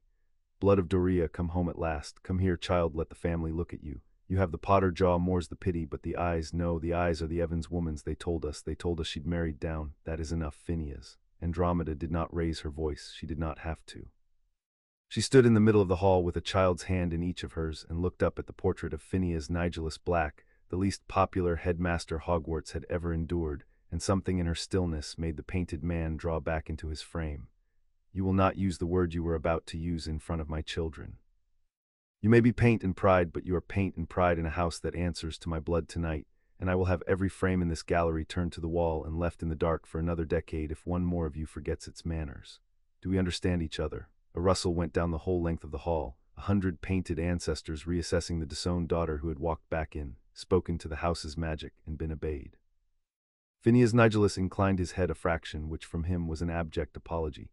"You always were the sharp one, Andromeda," he said. "Sharper than Bellatrix, though she had the temper. Sharper than Narcissa, though she had the sense to marry well. A pity you spent it all on." His painted eyes went to Ted, standing quiet and unafraid with his hand on Harry's shoulder, and to Hermione's cloud of hair. "On this. I spent it exactly as I chose," said Andromeda, "which is more than any of you can say, and we are finished discussing it." There was one portrait that did not sneer. Near the end of the hall, in a smaller frame gone dark with age, a woman in the plain green of a working herbologist had risen and come to the front of her canvas, and she was old, and her painted hands were stained dark with what looked like real earth, and she looked at the two children with something none of the other faces held. "Let them alone, the lot of you," she said in a voice like a warm draught. "I am Gola. I grew the white roses that still come up wild on the north side, and I married a Muggle and got myself burned off this very cloth for it 200 years before you did, Andromeda dear, so I know exactly what these babies are, and I know exactly what you've done, and I think it the bravest thing this family has produced in 4 centuries. She smiled at Hermione. "You touch whatever you like in this house, girl. Old magic knows its own. Don't let the dead frighten you out of your inheritance." Andromeda looked at the kind painted face a moment. "Thank you, Gola," she said quietly. "I'd wondered if there was anyone left in here worth the visit." And she led the children on, past the sneering dead and the one who had blessed them, and Hermione looked back over her shoulder at the herbologist until the old woman waved her on with an earthy hand. The great hall gave onto a long gallery, and the gallery was where the tapestry hung, and the tapestry was the reason Andromeda had come. It was not the copy that hung at Grimmauld Place in London, the one she had told Crick about. This was the elder thing, the root of which the London hanging was only a branch. A vast living record of the whole house of Black worked in thread that moved, 40 feet of it down the gallery wall, the family tree rendered in gold and silver and the deep black red, every name a knot of light, the lines between them running and branching and here and there being cut. It was not a picture of the family. It was the family, or the magical truth of it, the covenant of blood the house had bound itself into 1,000 years before and fed on ever since, and to stand in front of it was to stand in front of the thing itself, humming very low, aware. Andromeda walked the children slowly down its length and told them the truth. She told them the good of it because there was good, and she would not lie even to make the tale simpler. She showed them Blacks who had been healers and scholars, and one who had been a great and gentle herbologist whose roses still grew wild on the moor. She showed them Blacks who had stood against dark things and paid for it. She showed them the family's own words, worked in gold over the root of the tree, Tauder's purr, and she translated it, and she did not soften it. "Always pure," she said. "That is what my family chose to write over its own door. Not always kind, not always brave, not always true. Pure, they decided a long time ago that the whole worth of a person was in their blood, and that keeping the blood pure was worth any cruelty at all, and they built 400 years on that one poisoned idea, and it ate them from the inside name by name, until there was almost nothing left but this house and a handful of us scattered to the winds." She stopped in front of a place on the tapestry where the thread was scorched to a black hole. "This was me." The children looked at the ragged burn in the shining cloth. "When I was 17, said Andromeda, "I told my mother I was going to marry Ted Tonks, who is Muggle-born, which in this family is the one unforgivable thing. And my mother took her wand and burned my name off the family tree, and the magic did the rest, and from that hour I was no longer a Black in the eyes of this house or the law it answers to. I chose Ted. I chose your grandmother Gwendolyn's kitchen and a flooded lane and a life these people would have called a disgrace, and I have never once, not for a single hour in 20 years, been sorry." She touched the edge of the burn with one finger, and the scorched thread warmed under her touch and tried, as her name on the door had tried, to knit itself whole and could not, and she took her finger away. "The house wants me back. It has wanted me back since I crossed the line. Blood always wants its own. But wanting is not the same as deserving, and I did not bring you here so the House of Black could reclaim me. I brought you here so you would know that a name is a thing you can put down if the price of keeping it is your soul, and that putting it down does not make you nothing. It made me your Aunt Meta. It made me the woman standing here. Remember that, both of you, when the day comes that someone tries to tell you that your blood is the best thing about you." It was Hermione who asked the question, of course, in the careful voice she used for the things that mattered most. "Aunt Meta, where's Sirius?" Andromeda was quiet a moment. Then she walked them a little further down the tapestry, to a place low on the tree near her own burn, and showed them another scar in the cloth, a second black hole newer, its edges still faintly smoking after all these years. "There," she said. "Burned off like me by his own mother, years before the war, for the same crime of choosing the wrong side of it. Sirius Black, my cousin, Harry's godfather. She looked at Harry when she said it. The night your mother and father died, Harry, Sirius came to our door with you wrapped in his own coat, and he put you into my arms because he was going after the man who had betrayed your parents, and he knew he might not come back, and he could not take a baby where he was going. He made me promise to keep you. I promised, and then he went after that man alone, and he was caught, and the whole world decided he was the traitor, and they threw him into a prison called Azkaban without a trial, and he has been there ever since, nearly 5 years. He is there tonight while we stand here. He gave you to the only family he had left, and it cost him everything, and he has never even seen your face. Harry stood in front of the smoking hole in the tapestry where his godfather's name had been, and he did not cry because Harry rarely cried. He went instead very still and very grave, as he had gone still in the shop at 3 years old, and after a while he said in a voice too level for 6, "Is he innocent?" "Yes," said Andromeda. "I believe with my whole heart that he is innocent. I cannot prove it yet, but I am going to, Harry. I did not know how for a long time, and now I am beginning to, and one of the reasons I brought you to this house tonight is standing right here on this wall, in the thread in the blood. Sirius is a Black, and the House of Black, whatever else is wrong with it, has a magic in it older than the ministry that tried him, and that magic remembers who is kin and who is cast out, and there are things it can be made to say in front of the right people that a court will have to listen to. I am not finished with your godfather's story, neither is this house." She put her hand on Harry's shoulder. "Do you understand what I'm telling you? You're going to get him out," said Harry. "I am going to try with everything I have for as long as it takes." Harry reached up and put his hand over his aunt's on his shoulder, which was the thing he did instead of the things other children did, and he nodded once, and the matter was, for a 6-year-old, settled. His godfather was innocent, and his aunt was going to get him out, and both of those were now simply facts about the world as fixed as the moor. It was then, while Andromeda's attention was on Harry, that Hermione stepped forward and touched the tapestry. She did not mean to break the rule. She would explain that afterward, over and over, in genuine distress, that she had not meant to touch anything, that her hand had simply gone out on its own toward a place low on the tree where the thread seemed to be moving in a way the rest was not. And she was right that it was moving. Near the root, below and to one side of Harry's father's grandmother's line, in an empty stretch of cloth where no name had ever been worked because no name belonged there, the golden thread had begun, very slowly, to grow. A tendril of light, thin as a hair, was creeping across the bare weave, reaching, questing, the way a root reaches in the dark for water, and it was reaching unmistakably across the impossible empty space toward the place where Hermione stood, and Hermione, 7 years old and unable to help herself, had put out her hand to meet it. Andromeda turned and saw and said, "Hermione, don't," and was too late. The child's fingertips touched the growing thread of light, and the whole tapestry rang. There is no better word for it. 40 feet of living cloth, 1,000 years of bound blood, rang like a struck bell, one enormous soundless note that they felt in their teeth and their breastbones and the soles of their feet, and every candle in the house flared white, and the portraits in the gallery stopped their whispering all at once, and the golden thread under Hermione's fingers surged and brightened and ran, growing not slowly now but in a rush, weaving itself across the bare cloth in a shape none of them could read. Curling around and reaching toward Harry's line and toward Andromeda's healed and broken burn both at once, binding itself into the tree in a place and a manner that had no precedent in 400 years, because the House of Black did not adopt. The House of Black had never once in its history opened its covenant to a child not of its blood, and it was doing it now in front of them, reaching out and taking in a Muggle-born orphan who had touched it by accident because she could not help herself. As though it had grown that questing thread across the empty cloth for years, waiting for her, precisely so that she would one day walk into this gallery and complete it. Hermione snatched her hand back, the ringing faded, the candles came down from white to gold. The new thread hung in the tapestry, finished now, glowing, a name not without a name, bound into the House of Black between Harry and Andromeda, and it pulsed with the same low red-gold light as every true-born name on the wall, and it was not going anywhere. "I'm sorry," Hermione whispered into the enormous silence. "I'm sorry, I didn't mean to, I couldn't, it was pulling, I know." Andromeda's voice had gone strange. She crossed to the child and knelt in front of her and took both her shaking hands and turned them over and looked at the fingertips that had touched the thread, and there was nothing there, no mark, no burn, and she looked up into Hermione's frightened face, and Andromeda's own face was doing something the children had never seen, a kind of awe with grief laced all the way through it. "You have nothing to be sorry for, you did not do that, the house did that. I brought you here tonight because I had a feeling, a foolish, impossible feeling I could not explain even to Ted, and I was going to watch and say nothing and hope I was wrong." She looked past Hermione at the impossible new thread burning in the ancient cloth. "I was not wrong. What is it?" said Ted low from where he stood with a hand still on Harry's shoulder. "Andromeda, what did it just do?"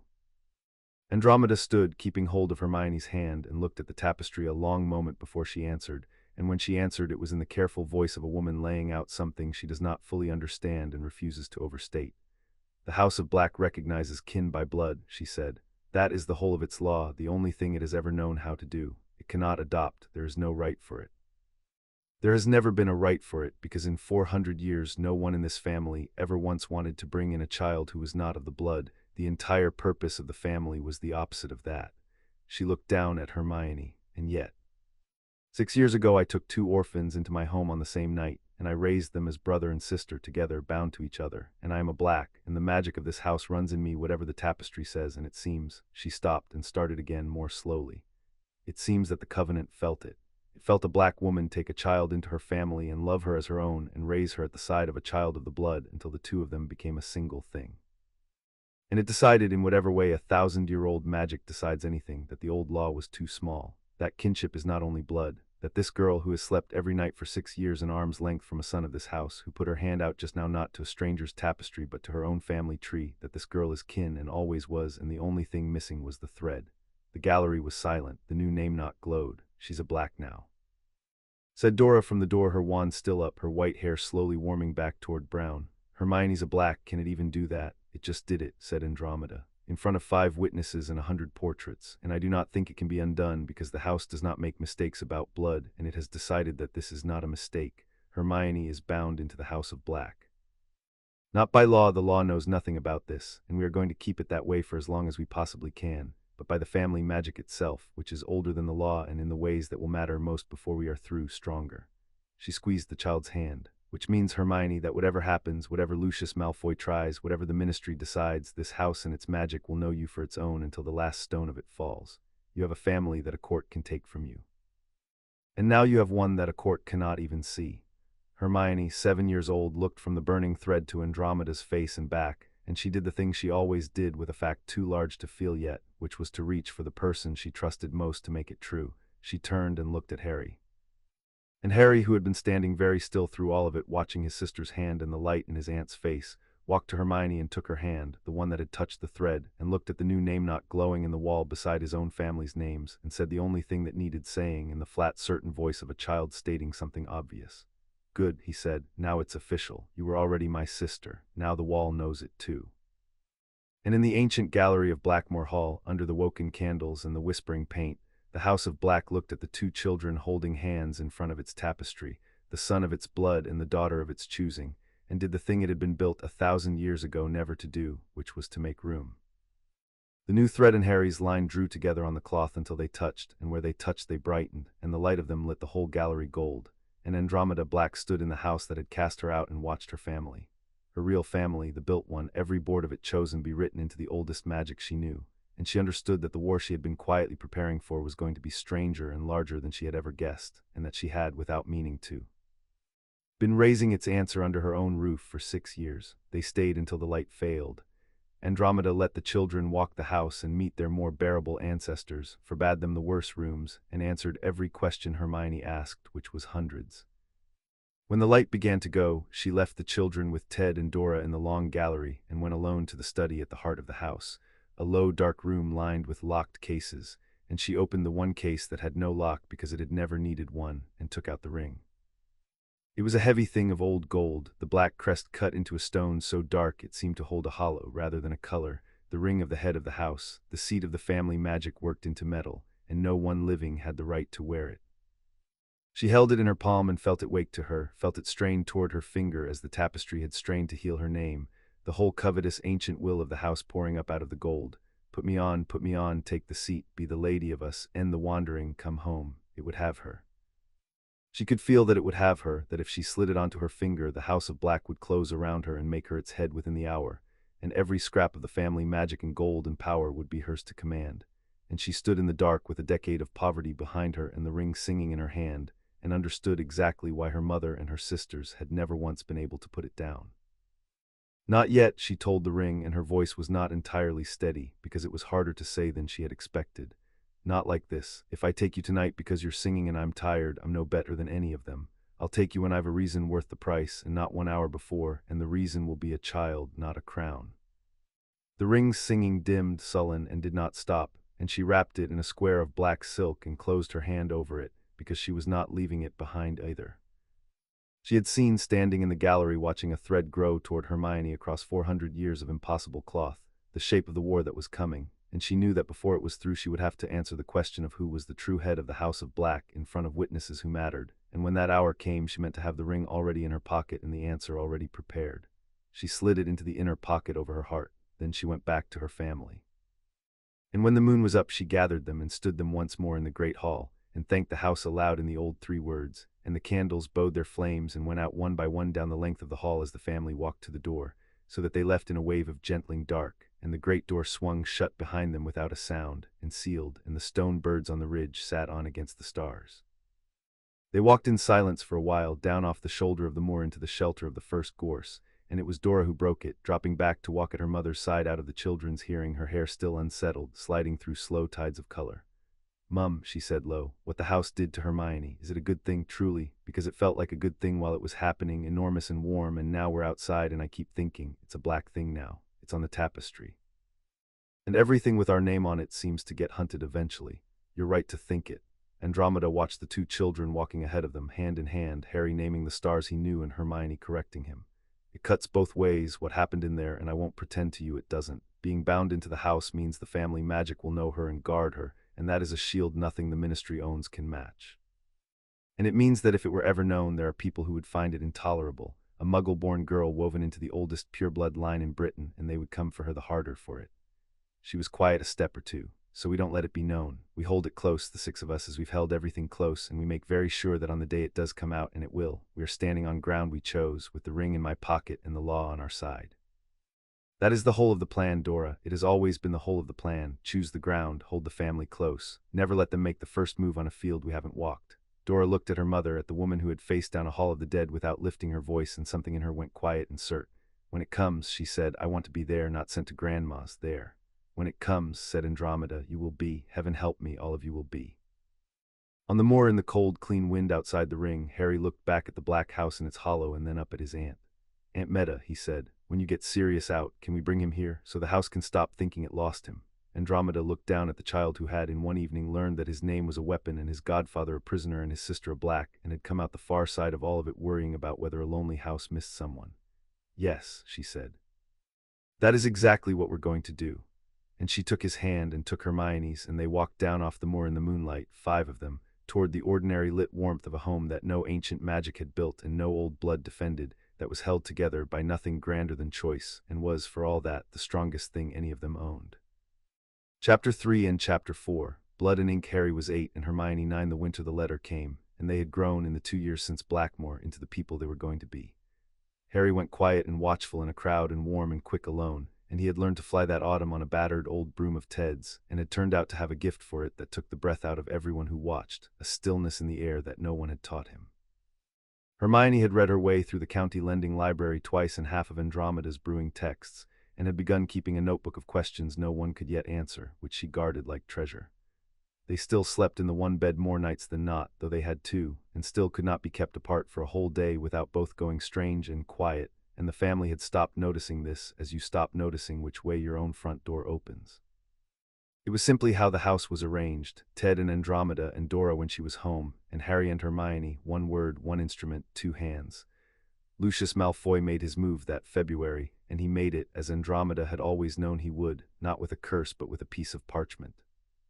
She was in the potions shed when the official owl came, teaching Hermione to judge a simmer by the sound of it rather than the look, while Harry sat on his crate grinding beetle shell to powder with a patience no child that age had any business owning. The owl was ministry gray, and it carried the double seal she had been waiting 6 years to see, and she took the letter without hurrying and read it standing between her 2 children in the sage-smelling warmth, and only her hands told the truth of it, going still on the parchment in a way the children had learned to watch for. "Is it him?" said Hermione, who missed nothing. "It's him." Andromeda folded the letter once. "Go and find Ted, both of you, and tell him the thing we've been expecting has arrived, and then I want you to take your brother down to the pond and stay there until I call you, and I don't want either of you to worry, because I have been getting ready for this letter since before you could read." She crouched to Harry's level. "It's a good day in a way, Harry. It's the day the man who's been circling us finally walked close enough to hit. Go on, watch the herons." They went. Andromeda read the letter a second time in the empty shed, slowly, admiring the craftsmanship of it the way one professional admires another. It was beautiful work in its cold way, Nowhere in it did the name Malfoy appear. The petition had been entered before the Wisengamot by Corvinus Selwyn, an elder of that body, a man of impeccable pure-blood standing and no visible connection to Lucius beyond 40 years of dinners, and it was addressed to the great abstract machinery of wizarding law rather than to any person, and it asked, with enormous courtesy, a single ruinous question. It asked the Wisengamot to determine, under the wardship of Eyre's Statute of 1612, the proper guardianship of the minor Harry James Potter, on the stated grounds that the child was an heir of blood to the ancient and most noble House of Black, that the wardship of such an heir belonged by ancient law to the senior surviving member of that house, and that the said senior member was not, and had never been, the disowned and unrecognized woman with whom the child presently resided. It did not name Narcissa either. It did not have to. Everyone who mattered would know exactly whose lap the wardship was meant to fall into, and whose husband would be administering the child and the child's estate and the whole of the Black inheritance the moment it did. Andromeda burned the letter, having memorized it, and went to write 3 of her own. One to Amelia Bones, one to Goblin at Gringotts named Ragnok, whose grandfather, her own grandfather, had done a favor for a century ago, and one to the Wisengamot itself, entering the House of Black's own appearance in the matter, so that when Selwyn's people came to the chamber expecting to argue against an absent, ignorant blood traitor, they would find the House of Black already standing in the room, with counsel and ready. Amelia Bones came to the marsh 2 nights later, which she did not do for anyone, and she sat at the kitchen table with a mug of Ted's tea going cold in front of her and laid it out flat. "He's chosen his ground well," she said. "That's the first thing you need to understand. The wardship of Eyre's statute is real, it's never been repealed, and it's exactly as nasty as it sounds. It was written to keep the great estates from being managed by outsiders, and on its face it does say what Selwyn says it says. An heir of an ancient house is warded by the senior of that house. If Harry is a Black heir-in-law, and if the senior Black is someone other than you, then the statute hands that person authority over him, and no welfare report and no amount of love makes any difference, because it isn't a welfare question. It's a blood question decided by blood law at Gringotts by the goblins who do not care in the slightest what the prophet thinks of anyone." She turned her mug. "So, 2 questions decide this whole thing. Is Harry a Black heir? And if he is, who is the senior Black? And Andromeda, forgive me, but if the answer to the second question is Narcissa Malfoy, then I do not see the road out, because she is your father's daughter same as you, and she was never disowned and you were, and the law is going to look at that, and it's going to look at a swan seal, and I am afraid of what it's going to say." Ted had gone very quiet at the end of the table.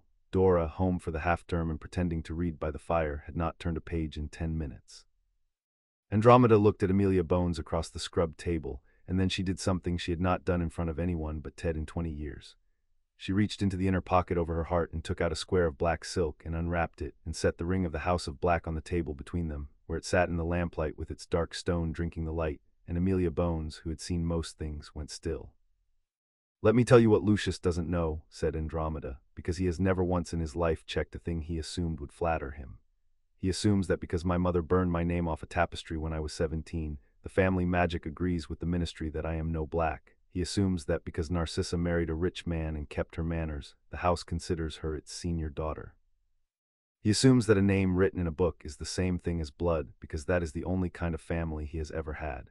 She touched the ring with one finger and it woke and glowed for Amelia to see. "He's about to learn the difference between what the ministry recorded and what the blood remembers. I have been to Blackmore, Amelia. The house knew me. The old magic knows me, and I did not spend the last year preparing to argue with Selwyn about the reading of a statute.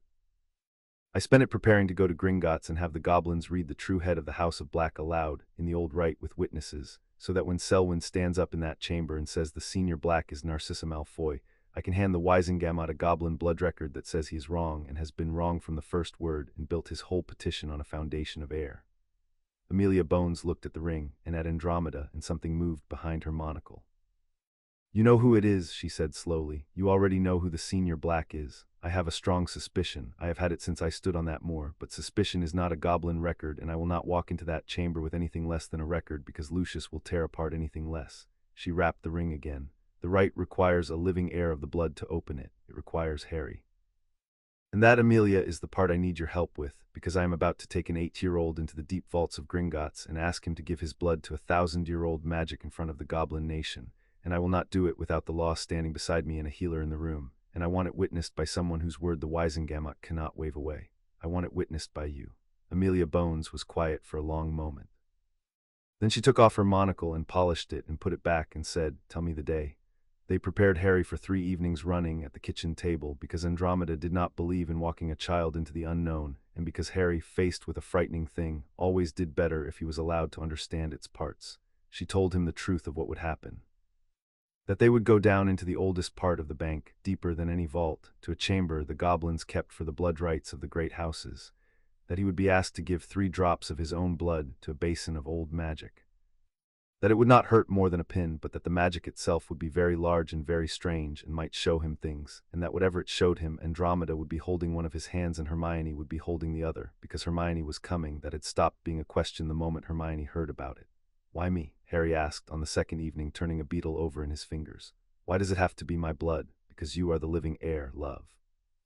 Because of your great-grandmother, who was a Black and married a Potter and put black blood into your line, so that when everyone with a nearer claim had died or been thrown in prison, the magic could still find its way home through you." She smoothed his hair, which did no good and never had. "You don't have to do it. I want you to know that. If you say no, we find another road, and I mean that, Harry. I'm not saying it to be kind. This is your blood, and no one on earth has the right to it but you."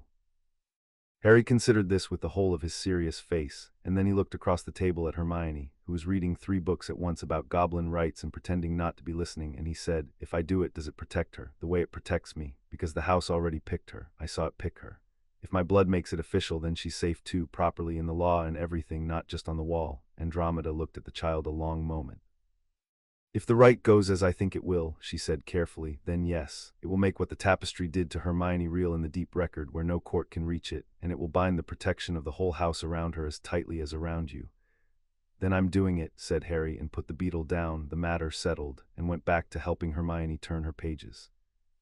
And Andromeda sat at her own table and understood, not for the first time, that she was raising a child who would give his blood to an ancient and frightening magic without hesitation, the instant he learned it might shelter his sister, and that this quality in him was going to be the finest and the most dangerous thing about him for the whole of his life. Gringotts on the morning of the rite was cold and enormous and full of a silence that had weight. They went down not in the ordinary carts but on foot, a long way, through passages that grew older with every turn, the marble giving way to raw-cut stone, and then to stone that had not been cut by any hand, following a goblin named Ragnock who carried no lamp because the walls themselves gave off a faint mineral light the deeper they went. Amelia Bones walked behind them in her official robes with her wand drawn and her jaw set. A goblin healer came last. And in the middle went the family, Ted with his hand on Harry's shoulder, Andromeda in front and the 2 children between them, Harry's hand in Hermione's, both of them wide-eyed and silent in the growing dark, walking down into the root of the world. Twice they came to doors that were not doors, seams in the raw rock that Ragnock opened with a word and a drop of his own black blood, and each time the passage beyond was older and colder and more silent than the last, and each time Harry's hand tightened in Hermione's and hers tightened back, and neither of them complained because Andromeda had told them the truth of the journey and they had decided to be equal to it. Ted said nothing at all. He had come into magic as a grown man and had made his peace with wonders, but this was another thing, this descent into a dark with the teeth of history in it, and he kept his hand on Harry's shoulder and his eyes on his wife straight back and put one foot in front of the other. An ordinary man walking his family down into the oldest place in the world because they needed him to, and because leaving was not a thing he knew how to do. Amelia Bones counted the turns under her breath, marking the way out because that was her training and her comfort both. The walls gave off their cold mineral light and the air grew heavier, and at last the passage opened. The chamber, when they reached it, took the breath out of all of them, even Amelia. It was round and vast and so old that the age of it was a pressure on the skin. The walls rose out of sight into darkness, and they were carved, every inch of them, floor to vanished ceiling, with names.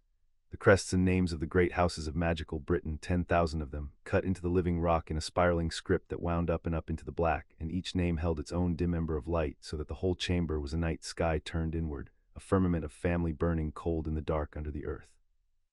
And in the center, on a low plinth of black stone worn smooth by 10,000 years of the same rite, stood a basin.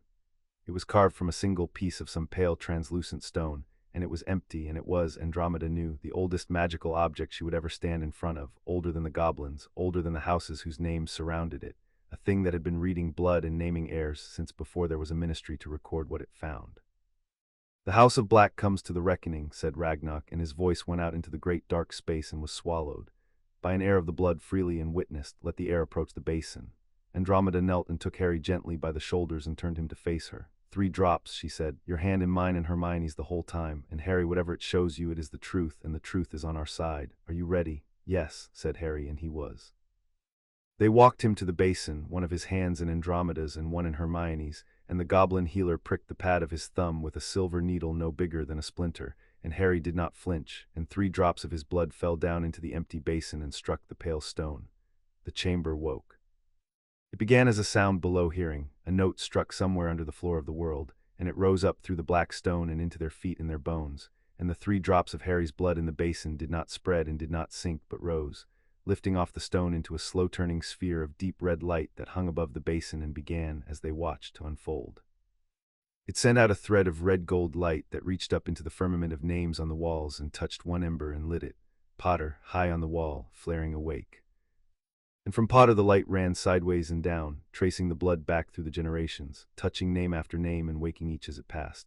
A line of fire drawn across the dark by the child's own blood seeking its own, and it ran back and back through 400 years and arrived at last at the great cluster of embers near the root of the wall where the House of Black was carved, and it touched the black crest, and the whole house lit up at once like a city scene from a mountain at night. And Harry, standing at the basin with his blood turned to light above him, felt the magic reach into him and turn him gently around inside himself, and for the length of 3 heartbeats it showed him something that was on no wall. He would never be able to describe it fully, not to Hermione, not to anyone, though he would try for years. He saw 2 people, a man with his own untidy black hair, laughing, holding a baby up against a ceiling of golden light. A woman with green eyes, the very green of his own, looking down at him with an expression he had no memory of and knew anyway, below memory, in the blood, the look that had put itself between him and the dark on the night the light in his life went out. They did not speak. The magic was not raising the dead, it was only reading the blood, and the blood remembered them, and for 3 heartbeats it let him borrow the memory. Then it was gone, folded back into the red light, and Harry stood at the basin with wet cheeks he had not felt fill, holding tight to 2 hands, making no sound, because there was a rite happening and his aunt had asked him to stand still and he had promised. Hermione felt his grip change, and without looking away from the light she moved her thumb once across the back of his hand and held on harder, and that was the whole of what passed between them, and it was enough. And then the reckoning began in earnest, and it was terrible and beautiful to watch because the magic did not care what anyone in the chamber wished. It cared only for the truth of the blood, and it read that truth aloud in light. Names flared and dimmed as the rite weighed them. It found Arcturus the old head and dimmed him, dead. It found Orion dead. It found Regulus dead, and the ember guttered and went out, and Andromeda's throat tightened because she had known that boy. It found Walburga dead. It ran down the main line of the house, the line of headship, weighing each name and finding it cold, until it came to a name that had been struck through in the record with a line of shadow, a name someone had tried to erase, and the rite paused over it and considered, and then did the thing that made Amelia Bones draw a sharp breath and made Andromeda close her eyes in something very close to prayer. It rejected the erasure. Line of shadow across the name burned away, and the name beneath it flared up brighter than any other on the wall, brighter than Potter, brighter than the whole cluster of the house, a single ember blazing white gold in the dark, and Ragnarok read it out into the vast chamber in a voice gone formal and strange. "The blood names the head of the House of Black," said the goblin. "Sirius Orion Black, living, rightful lord of the ancient and most noble House of Black. The disownment is not recognized by the reckoning.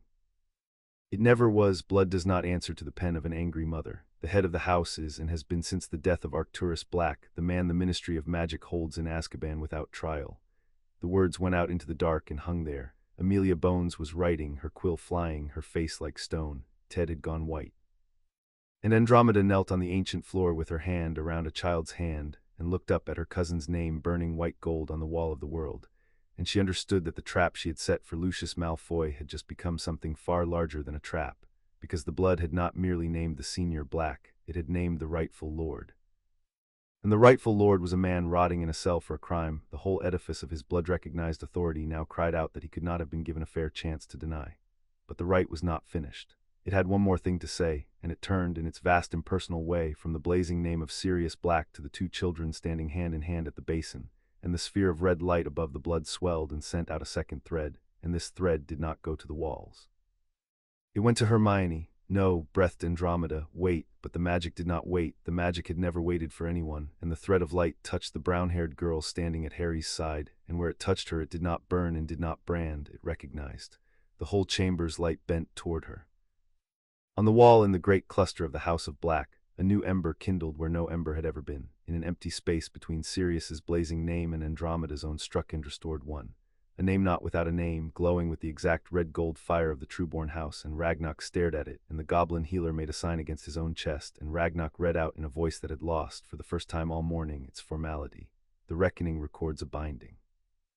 Not of blood, there's no blood here. The House of Black has taken a daughter who is not of its blood into the covenant. By right the goblin nation has no name for and has not witnessed in the memory of the deep record.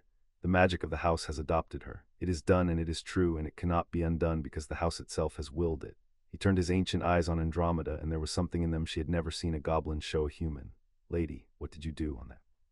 I loved her, said Andromeda from her knees, her voice not quite her own.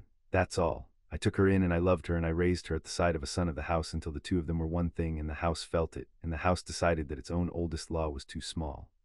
She rose, drawing both children against her, and looked up at the two impossible lights burning on the wall of the world, the blazing white gold of the imprisoned lord and the quiet red gold of the chosen daughter. The House of Black spent 400 years believing that blood was the only thing that made a family, and it starved on that belief until there was almost nothing left of it. And then a disowned daughter brought love back into it, and it remembered at the very last, at the bottom of the world, what a family is actually for. She held the children. Record it, Ragnarok, record every word, we're going to need it.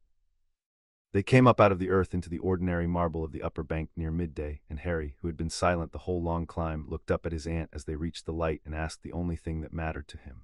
Sirius is really the Lord, the real head, not Narcissa. He is love, the blood said so at the bottom of the world, and there's no court that can argue with the blood. And he's in prison. The real lord of the whole family is in prison, and everybody just let it happen. They did. Andromeda knelt and looked into the green eyes that missed nothing. And now, because of what your blood said today, they are going to have to look at that in the open, whether they want to or not. You didn't just protect yourself and Hermione this morning, Harry. You lit a fire under the door of your godfather's cell. It's going to take time yet.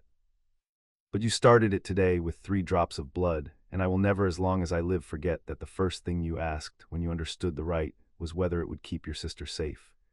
The weeks between the rite and the hearing were the longest the family had known since the first winter. Andromeda drilled the argument at the kitchen table every night after the children were down, laying the goblin record in front of Ted and making him play Selwyn and Lucius and the chief warlock until she could answer any of them in her sleep. Amelia came twice more. Ragnarok sent a sealed copy of The Reckoning by an iron-gray owl that would let no one but Andromeda take it from its leg. And the children who had been to the bottom of the world and back went on being children, because that was the great trick of them and the great mercy. Harry taught Hermione to skip a stone at last. Hermione taught Harry the constellations properly out of a borrowed book, and Dora came home for a weekend and turned the whole marsh upside down with a game of hide-and-seek that used metamorphosis and lasted 6 hours.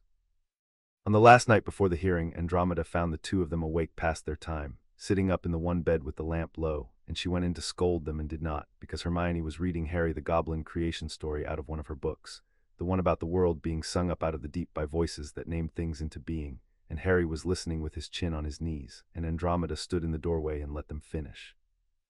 Because in the morning she was going to walk into a room full of powerful people and fight for the right to keep exactly this, and she wanted to carry the sight of it in with her.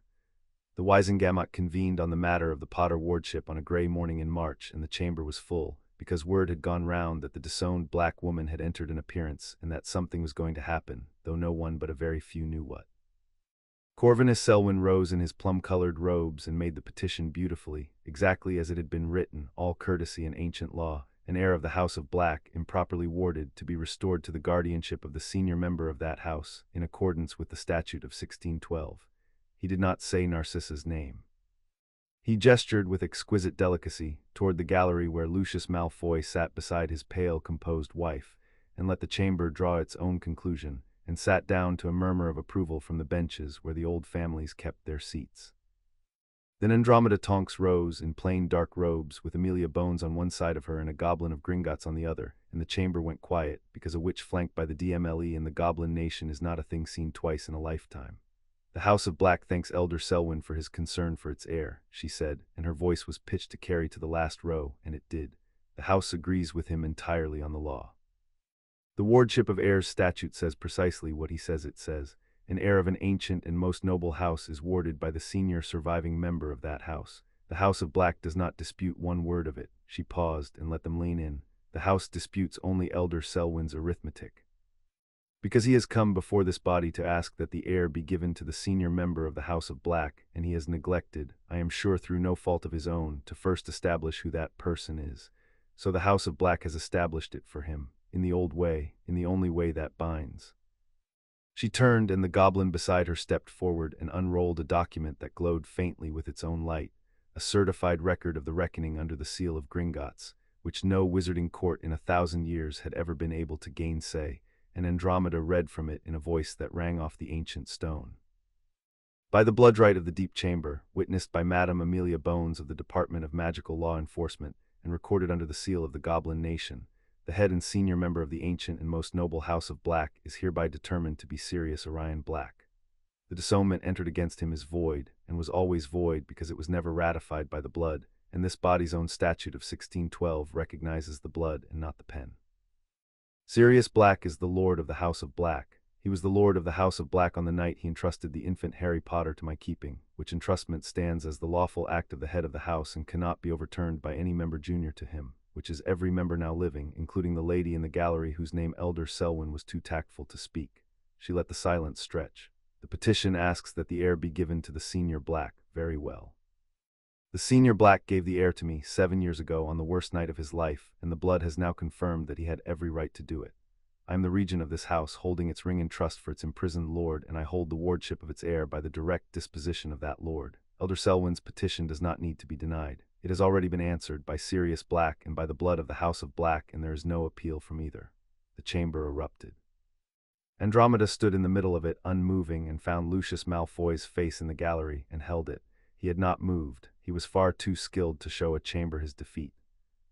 But his wife beside him had gone even paler than her custom, and was looking not at Andromeda but at the glowing goblin record, at the words Sirius Black, Lord of the House of Black, and Andromeda saw Narcissa understand, in a single instant, the size of what her husband had walked their family into. That in trying to seize the House of Black, Lucius had commissioned a rite that had just declared, in front of the whole Wisengamot, that the ministry had imprisoned the rightful lord of one of its oldest houses for 7 years without so much as a trial. Lucius had not weakened Andromeda. He had handed her the one lever long enough to move Azkaban. Over the noise, before the chief warlock could restore the chamber, Amelia Bones rose beside Andromeda, and her flat, unbribable voice cut through everything. For the record of this body, she said, the Department of Magical Law Enforcement notes that it has today become aware, through certified goblin record, that a man imprisoned in Azkaban for 7 years is the recognized lord of an ancient and most noble house, and that no trial of that man appears in the ministry's files. The department will be opening a review. She sat down. And the murmur that ran round the chamber then was of an entirely different kind, low and uneasy, the sound of 200 powerful people realizing at once that a scandal had just been born in the room with them, and that no one was going to be able to put it back. It was in the corridor outside the chamber, in the crush of departing witches and wizards, that a gloved hand closed on Andromeda's sleeve and drew her, with the old unarguable authority of an elder sister who was not in fact the elder, into the shadow of a pillar. Andromeda had not been touched by that hand in 20 years. She knew it before she turned. Narcissa Malfoy was still beautiful in the cold, careful way she had been beautiful at 17, and up close the composure she had worn for the gallery was a shell over something that had cracked. She wasted no words on greeting. You knew, she said, very low, so that not even the passing crowd could catch it. You knew what the right would find before you ever sent that child into the chamber. You let Lucius file. You let Selwyn stand up and make a fool of himself and of me in front of everyone, so that you could produce a goblin record and turn it into this. Her eyes went once toward the closed doors and the scandal breeding behind them. Do you have the faintest idea what you have done to my family this morning? I have a very precise idea. I've been planning it for 2 years. Andromeda did not pull her sleeve away. Your husband decided to come for my children, Sissy. He decided it a long time ago, and he has been coming for them quietly for 7 years, with newspapers and welfare officers and letters signed a friend of the old ways, and this winter he decided to come for them with a statute.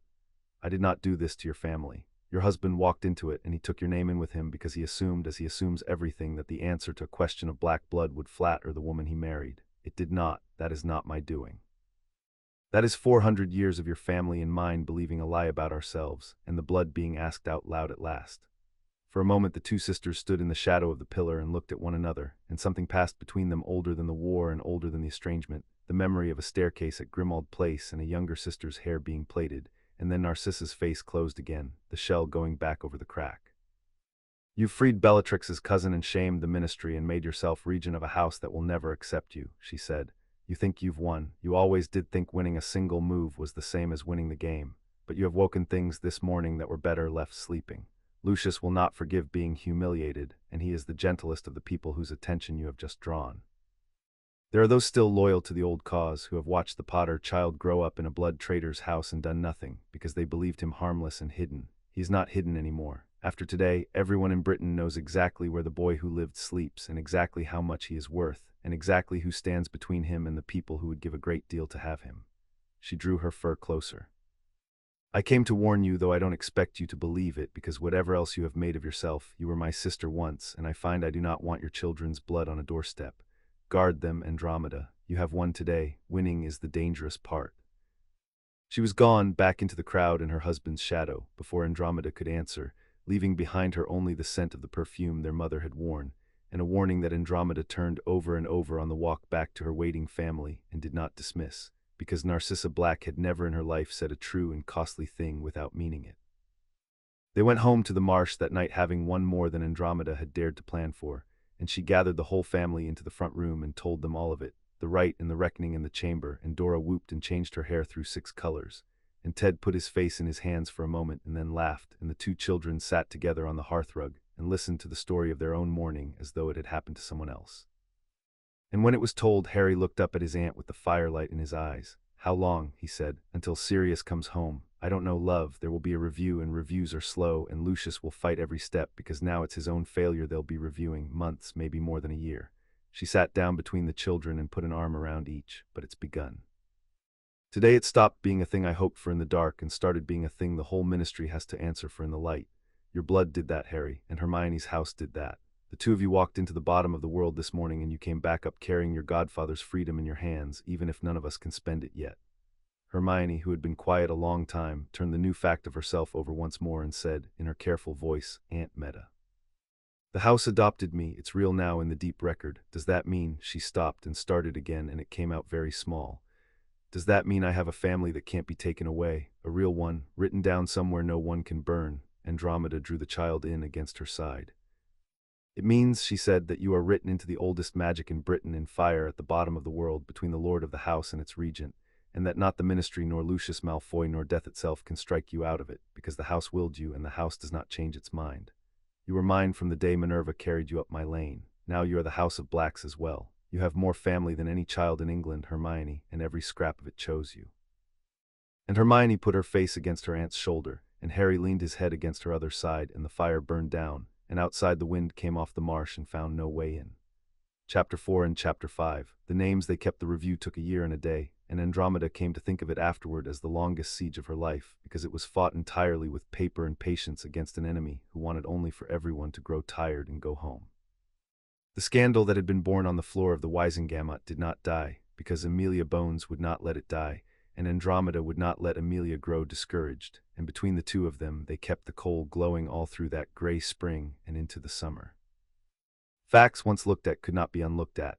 That a man named the rightful lord of an ancient and most noble house by the deep goblin right had been thrown into Azkaban in the space of a single afternoon in 1981, on no evidence but the word of the men who arrested him and the circumstantial horror of a Muggle street full of the dead, and that in 8 years no trial of him existed anywhere in the Ministry's files, because no trial had ever been held. There was no transcript. There was no verdict. There was a man in a cell and a signature on a committal order, and between those 2 things there was nothing at all. A hole in the machinery of justice, exactly the shape of a person the Ministry had found convenient to forget. Lucius Malfoy fought the review with everything he had, which was considerable, because Lucius understood better than anyone that if Sirius Black got a real trial and was found innocent, the story would not be a dangerous man was freed. The story would be the Ministry imprisoned an innocent lord for 8 years without trial, and only looked because a woman it despises forced it to, and that story would burn a great many careers to the waterline, beginning with the people Lucius had spent a decade cultivating. He worked in his usual way, indirectly, through others, delay upon delay, points of procedure, questions of standing, a dozen small hands reaching out to slow the thing down.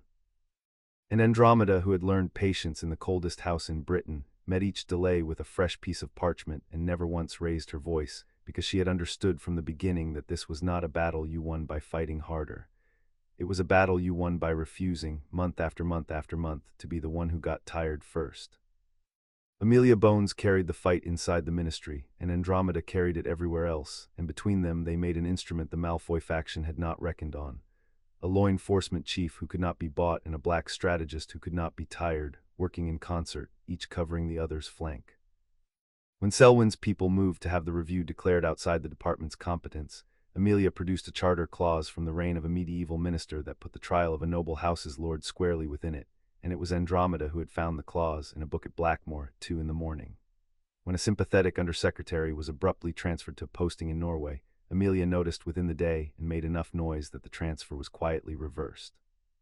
It was trench work, unglamorous and grinding, and it went on for months, and the only people who ever saw the whole shape of it were the two women who fought it, meeting once a week at the kitchen table on the marsh with the children sent to bed, laying out the board and moving their few pieces against Lucius's many, refusing week after week to lose heart. "We are not going to outspend him," Andromeda said once, near the low point of that winter. "We are not going to outfriend him. We are going to outlast him because he wants a quiet life and a clean name, and I want a man out of a cell, and one of those hungers is the larger." She did not let it into the house. That was the discipline she held to hardest. The children knew that the fight to free Sirius was happening, because she had promised them the truth and she kept her promises, but she did not let the weight of it sit down at her table.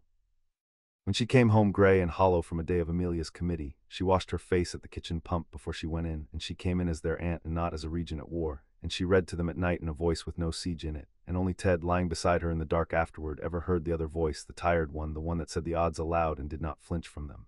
"He's been in there 8 years, Ted," she said one night into the dark. 8 years with the Dementors.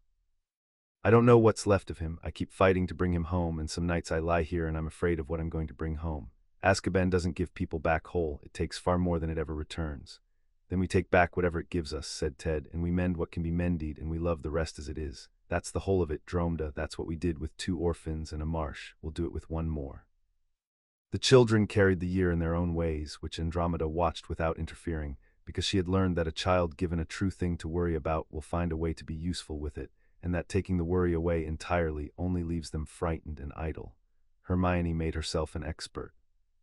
She read everything the county library and Andromeda's shelves held on Wisengamot procedure and the law of trials and the properties of Veritaserum, and she kept a chart, an actual chart, of the steps between a man in a cell and a man declared innocent, and she crossed each one off as Amelia cleared it, and on the bad weeks when nothing was crossed off she went quiet and fierce and read more.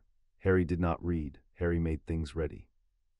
He decided without telling anyone that Sirius would need a room, and he spent the spring and summer helping Ted build the extension onto the back of the cottage, carrying boards and holding nails and learning to drive a screw straight, and when Andromeda asked him what he was doing he said, with the flat certainty that was becoming the bedrock of him, making his room. "He'll be tired when he gets here. He'll want somewhere that's already his." He built a bed. It took him and Ted the whole of August. And when it was finished he set the otter-carved rattle that had been Dora's once and then his own on the windowsill of the empty room, because, he explained, a room should have one thing in it that's been loved so it knows what it's for. The break came in the autumn, and it came, as Andromeda had always believed it would, the moment they could force a real trial, because a real trial meant Veritaserum, and Veritaserum meant the truth, and the truth had always been on their side. It was the Goblin record that did it in the end.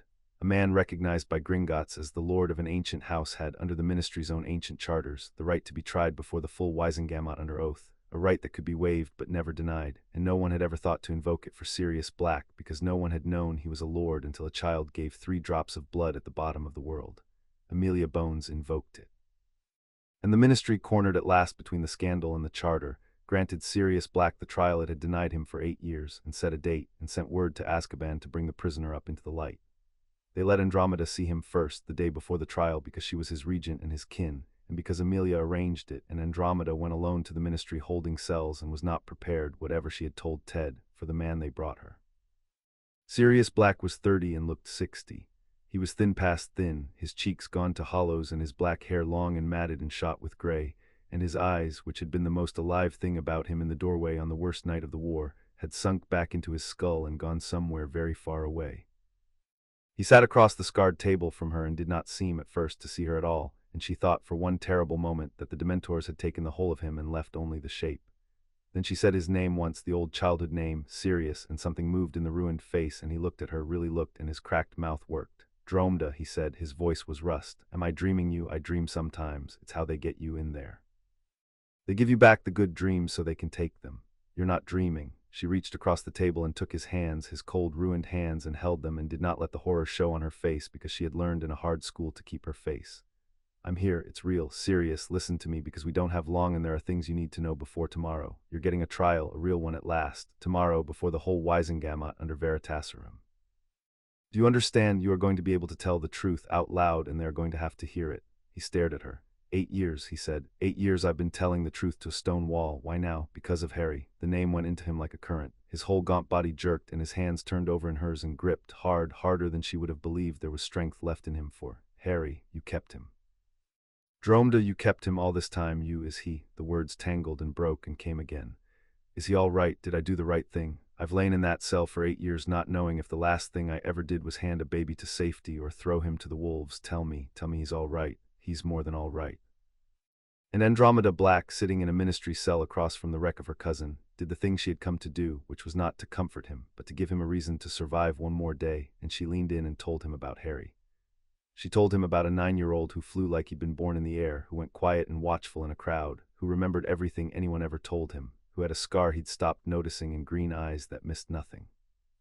She told him about the girl, Hermione, the second orphan of that same night, and how the two of them had grown up one instrument with 2 hands, and how the house itself had reached across 400 years and taken the Muggle-born girl in because it could not tell her apart from its own blood anymore.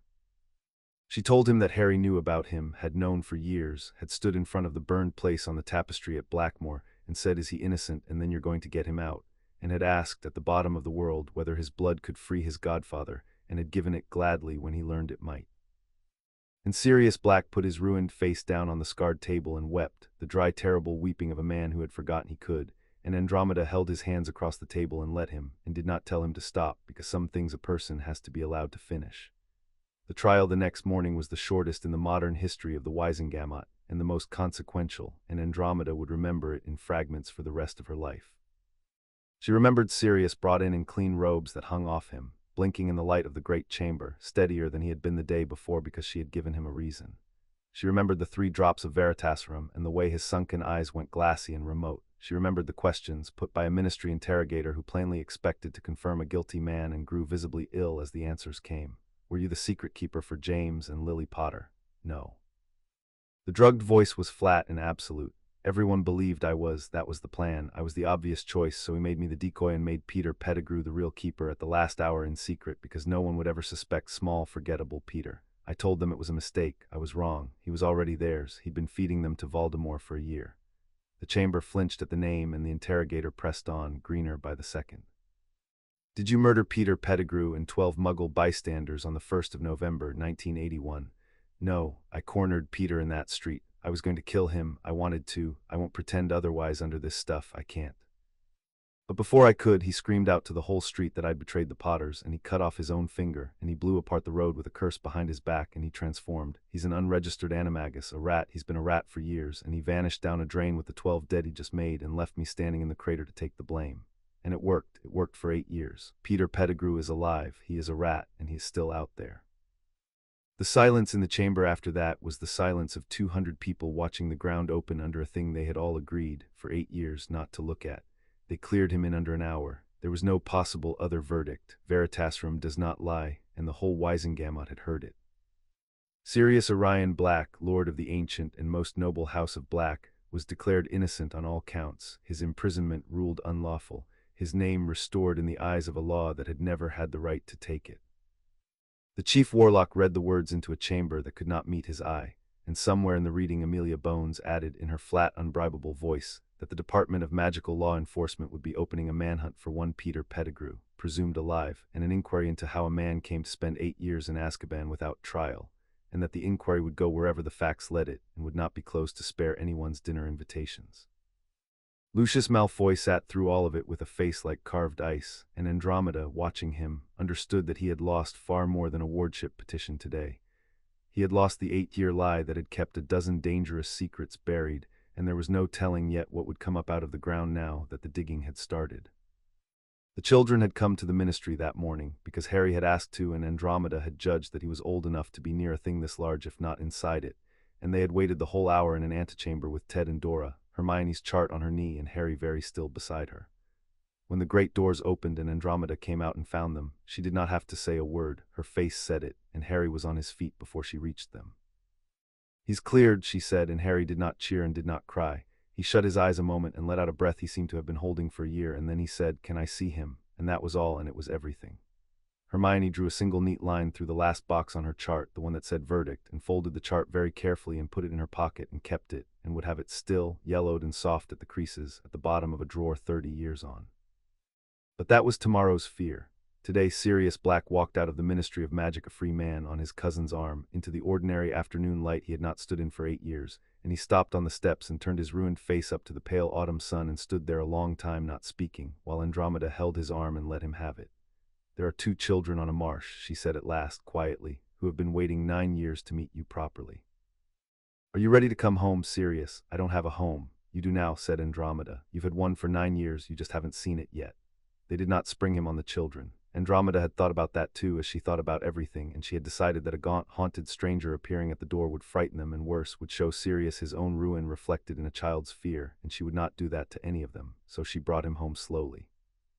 She fed him for a week at Ted's mother's in Ottery St. Catchpole first, where Gwendolyn Tonks took one look at the state of him, and declared war on his thinness with a battery of pies, and did not once ask him a single thing about prison, only handed him peas to shell and let him sit in her garden in the sun, and something in Sirius that had been clenched for 8 years began, in that ordinary kitchen, very slightly to unclench. Gwendolyn Tonks did not know or care that the gaunt man at her table was a lord of anything. She knew he was her son's cousin, and hungry and hurt in a place pies could not reach, and she treated him accordingly, which was to say exactly as she treated everyone who came into her kitchen. She gave him work to do and food to eat, and no room whatsoever for self-pity. When he tried once to thank her, to say something about what it meant to be shown ordinary kindness after 8 years without it, she flapped her apron at him and told him that gratitude was all very well, but it wouldn't shell itself a pea, and put the bowl back in his lap. And Sirius, who had braced himself to be pitied and could not have borne it, found that being handed a bowl of peas was the one thing in the world that could reach him. He shelled the peas.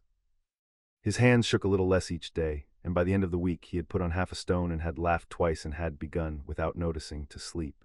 It was not medicine and it was not magic. It was a Muggle grandmother who had decided he was hers to feed, and it did more for Sirius Black in 7 days than the whole of St. Mungo's could have done in a month. And then, when there was a little more flesh on him and a little less fear, on a bright cold Saturday in November, Andromeda brought him to the marsh. She walked ahead up the flooded lane and left him at the bend and went in first and gathered the children. "Do you remember," she said, kneeling in front of them, "what I told you at Blackmore about your godfather, Harry? He's here, he's free. He's come home and he's just down the lane, and I want you to know before you see him that Azkaban was very cruel to him, and he doesn't look as he once did, and he's thin and he's tired and sometimes his hands shake, and none of that is anything to be frightened of. It's just the shape the cruelty left. Underneath it is the man who carried you to my door and gave up everything to keep you safe. Do you want to meet him?"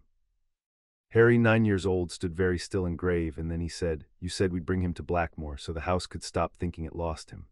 "We will, I promise, but first he'd like to meet you. Will you come?" Harry walked out of the house and down the lane by himself. Andromeda led him. Some meetings a child has to make on his own feet. And Sirius Black, standing at the bend of a flooded lane in his borrowed coat, saw a dark-haired boy coming toward him across the reeds, a boy with James's build and Lily's eyes, and a scar on his forehead that Sirius had last seen raw and new on the night the world ended. And Sirius went down on his knees in the wet grass so that he would not tower over the child, and he could not speak at all. Harry stopped in front of him and looked at the ruined, weeping, kneeling man for a long moment with the green eyes that missed nothing. Then he said gravely, "You're serious. You carried me here when I was a baby. Aunt Meta told me. She said you're my godfather and you're the bravest person she knows, and you spent 8 years in a horrible place for something you didn't do so that I could be safe." He took a step closer. "I've been waiting for you my whole life. I made Aunt Meta promise to get you out. She said I'd have to be patient and it might take years, and it did, and now you're here." And Harry closed the last of the distance and put his arms around his godfather's neck, this stranger who was not a stranger, this wreck of a man who had given everything for him, and he said into Sirius's shoulder the thing that broke and remade Sirius Black in the same instant, "You can stop being sad now. You're home. We kept a place for you."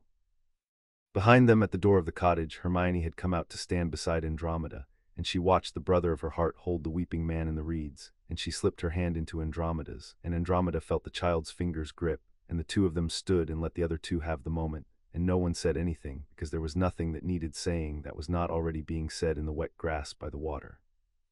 That first evening they had him at the table, all 6 of them, and it was awkward and enormous and exactly right. Sirius sat where Andromeda put him, at the place Harry had insisted on, between the 2 children, and he ate very little because his stomach had shrunk to nothing in Azkaban, and he watched the ordinary machinery of a family supper as though it were the strangest and most beautiful magic he had ever seen, which, after 8 years of a stone cell, it was. Ted talked about nothing in his easy way, giving Sirius a wall of ordinary sound to lean against. Gwendolyn refilled his plate twice without asking, which was the whole of her philosophy of healing rendered in a single gesture. Dora changed her nose 4 times, and then her whole face to make Harry laugh. Hermione explained, at length and unprompted, the correct method for freeing a captive animagus from an anti-transformation ward, in case it should ever come up, and Sirius listened to every word with grave attention, and then told her she was right and had improved on the method he would have used, which made her sit up very straight and go pink with a pleasure she was too proud to name. And at one point in the middle of it, Sirius stopped, his fork halfway to his mouth, and looked round the warm, crowded table, at the disowned cousin who had fought a year to free him, and the Muggle-born man who had built him a room, and the metamorph-magus girl, and the 2 children who were the whole reason any of them were here. And he had to put the fork down and press the back of one ruined hand to his mouth, and no one remarked on it, and Andromeda simply passed him the potatoes. Which was the kindest thing she could have done, and he understood that and took the potatoes and stayed. They mended him slowly over that winter, as you mend anything worth mending, which is patiently and without expecting it to be quick. Sirius stayed in the room Ted built onto the back of the cottage, and he was not well, not at first. There were nights the Dementors came back for him in his sleep, and he woke the whole house shouting, and mornings he could not make himself come out of the dark room, and Andromeda let him have those and did not fuss and did not pity, only left tea outside his door and sent Harry in with it, because she had noticed that Harry was the one thing that could reliably reach him. And Harry went. Harry sat with his godfather through the bad mornings and told him about herons and Quidditch and the stars, and asked him endlessly about James and Lily, about his mother's laugh and his father's terrible driving and the way the 4 of them had been at school. And Sirius, who had thought all his good memories poisoned past use by the Dementors, found that saying them aloud to James's son gave them back to him, clean somehow, usable again. The boy was healing him with questions, neither of them ever named it. It simply happened morning by morning over that long winter, until the day came when Sirius laughed, really laughed, at something Dora said at the dinner table, a great bark of a laugh that startled the whole room, and Andromeda had to leave and stand in the scullery for a moment, because it was the sound of her cousin coming back from the dead, and she had not been sure she would ever hear it. It was not only Harry who reached him. Hermione reached him differently, and it took Sirius by surprise, because he had braced himself for James's son, and had not thought at all about the brown-haired girl who came with him. She cornered him one afternoon with a list of questions about the animagus transformation, having deduced from the trial testimony that he was one, and she interrogated him with such precision and such complete disregard for the fact that he was a grown and formidable wizard that Sirius found himself laughing in the middle of an explanation, which he had not done in 10 years. Then he stopped laughing and looked at her, at the fierce cataloguing mind and the cloud of hair and the flat refusal to let a single vague answer past her, and something went across his ruined face. "You remind me of someone," he said. "Lily, Harry's mother, she was Muggle-born too, did you know that? Best in our year, better than any of us, and she made us all feel like fools in the nicest possible way, exactly as you're doing now." James spent 3 years being insufferable at her before she'd give him the time of day, and she was right to make him wait, because he needed the improving. He shook his head slowly. "Merlin, the 2 of you, it's as if they sent you back, James's son and a Muggle-born girl cleverer than the lot of us, growing up in one house, thick as thieves." He looked at her a long moment. "Look after him, would you? He's going to do something reckless and noble one day. I can feel it in my bones. It runs in the blood on both sides. He'll need someone with a chart." "I already have a chart," said Hermione, entirely serious, and Sirius laughed again, and it cost him nothing this time. He made his peace with Ted more slowly, and it was the harder thing, because Sirius Black had been raised in the one house in Britain where the word for a man like Ted was a curse, and though he had fought free of that house his whole life, some poisons go deep and take long years to leach out. He caught himself in the first weeks expecting to look down on the Muggle-born dentist's son who had married his cousin, and hated himself for the expecting, and watched instead. He watched Ted spend a whole Saturday under the raft with Harry, patient past any reason, teaching a 10-year-old to caulk a seam. He watched Ted come in gray from a double shift and still sit and hear the whole of Hermione's day. He watched Ted on a bad night when the Dementors came back for Sirius in his sleep, and he woke the house shouting, be first through the door, not with a wand but with a lamp and a cup of tea, and the flat, unpanicked kindness of a man who had decided long ago that other people's terrors were simply things you sat beside until they passed. And one morning Sirius said to him, over the peas Gwendolyn had sent them home laden with, "I owe you an apology I can't make properly, because to make it properly you'd have to know what I was apologizing for, and you're too good a man to have ever noticed I was thinking it." Ted, who had noticed and had said nothing and had waited, shelled a pea and said, "Forget it. You were raised wrong and you fixed most of it yourself, which is more than most manage. Have a scone." And that was the whole of it, and after that they were friends, the pureblood lord and the Muggle-born dentist's son, and neither of them ever spoke of it again. Dora, 16 that year and in her last summers of school, took to Sirius at once and completely, because they were the same animal, reckless and loyal and quick to laugh, and he was the first person she had ever met who could match her for turning a room's mood with a single sentence. It was Sirius she told first, before her parents, that she meant to be an Auror. "They'll hate me," she said cheerfully over the washing up. A metamorph Magus and a Tonks and half a Black walking into the Auror office. "Half of them still think Dad shouldn't be allowed a wand." "Then be so good they can't say no," said Sirius, "and when they say it anyway, be there the day they need you and watch them choke on it. That's the whole trick of being what we are, Dora. You don't win by being let in. You win by being undeniable." And Dora took that and kept it, and it would carry her through the Auror trials 2 years later at the top of her cohort, and into a great many rooms that had not wanted her, and would bring her in the end to stand on a moor with her wand up and her family at her back. They took him to Blackmoor in the spring, all of them, because Harry had made her promise, and Andromeda kept her promises. She had not told Sirius what would happen. She was not entirely sure herself. She had gone as regent, holding the ring. He had never crossed the threshold as its lord.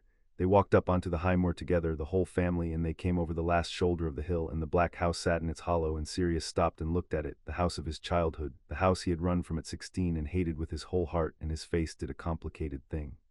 "I swore I'd never come back here," he said. "You're not coming back as their prisoner," said Andromeda.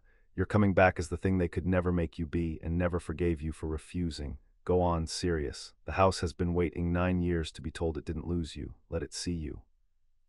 And Sirius Black walked down the dead grass to the great iron-bound door of the House of Black, alone, the way a lord approaches his own seat, and before he could raise his hand to it, the door swung inward of its own accord, and the whole house lit at once, every candle in every room, a blaze of welcome that poured out of the open door and across the moor. And from inside came a sound none of them had heard the house make before, a deep resonant note like a struck bell rung in joy. The family magic recognizing its true lord come home at last, alive, cleared, restored. The tapestry in the long gallery they found when they went in had healed the burn where his name had been. The black scar was gone, and Sirius Orion Black blazed on the cloth in gold, brighter than any name on it, and beside it Harry's line, and beside that the quiet red gold thread that was Hermione and Andromeda's own name whole again. The whole strange new shape of the family the house had decided, against 400 years of its own law, to become. Sirius stood in the gallery in front of the healed tapestry with the candles blazing around him and his family behind him, and he put out one shaking hand and touched his own restored name, and then he turned and looked at the two children and at Andromeda holding the ring out to him on its square of black silk. "It's yours," she said. "It always was. I only held it for you in trust until you could come and take it. You're the lord of the House of Black, Sirius. You have been since the day Arcturus died. Everything I did as your regent, whether either of us knew it or not." Sirius looked at the ring a long moment. Then he closed her fingers back over it gently with both his ruined hands. "Keep it," he said. "No, listen to me, Andromeda, listen. I'm the lord of this house on a piece of parchment and in the blood, and I'll wear that where it's useful. I'll stand up in the Wisengamot and be Lord Black and make their lives difficult gladly. But I've just spent 8 years learning exactly how little a name is worth when there's no love left holding it up. You held this house together with love while I rotted. You took in 2 orphans and a broken cousin, and you built the only real thing this family has produced in 4 centuries, and you did it as regent because it needed doing and there was no one else. So I'll be the lord in the daylight where it fights our enemies. But you're the head of this family, Andromeda, in the way that actually matters, and you have been for 9 years, and I am not fool enough or proud enough to pretend otherwise. Keep the ring, rule the house. I'll stand beside you and be the sword." He almost smiled, the old reckless ghost of it. "God knows I was always better as a sword than a crown." Harry, who had asked for exactly this on a cold moor 4 years before, stood a little apart and watched the candles blaze and the great house ring like a bell for the return of its lord. And when Sirius turned and found him there, Harry said only, "It stopped being sad. The house, you can hear it." And Sirius crossed to his godson and laid a hand on the dark, untidy head that was so exactly James's and said, not quite steadily, "So can I, Harry."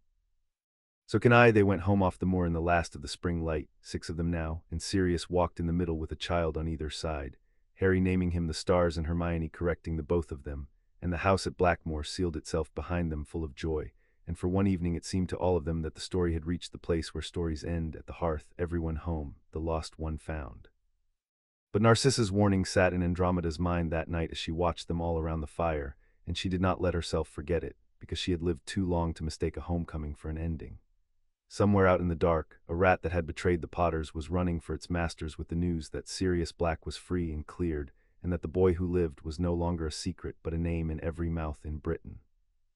Somewhere in a cell on a rock in the northern sea, a woman who had loved the Dark Lord more than her own soul had heard, through the cold stone, that her cousin had walked free and that the blood traitor sister had won again, and Bellatrix Lestrange had begun, in the dark, to smile.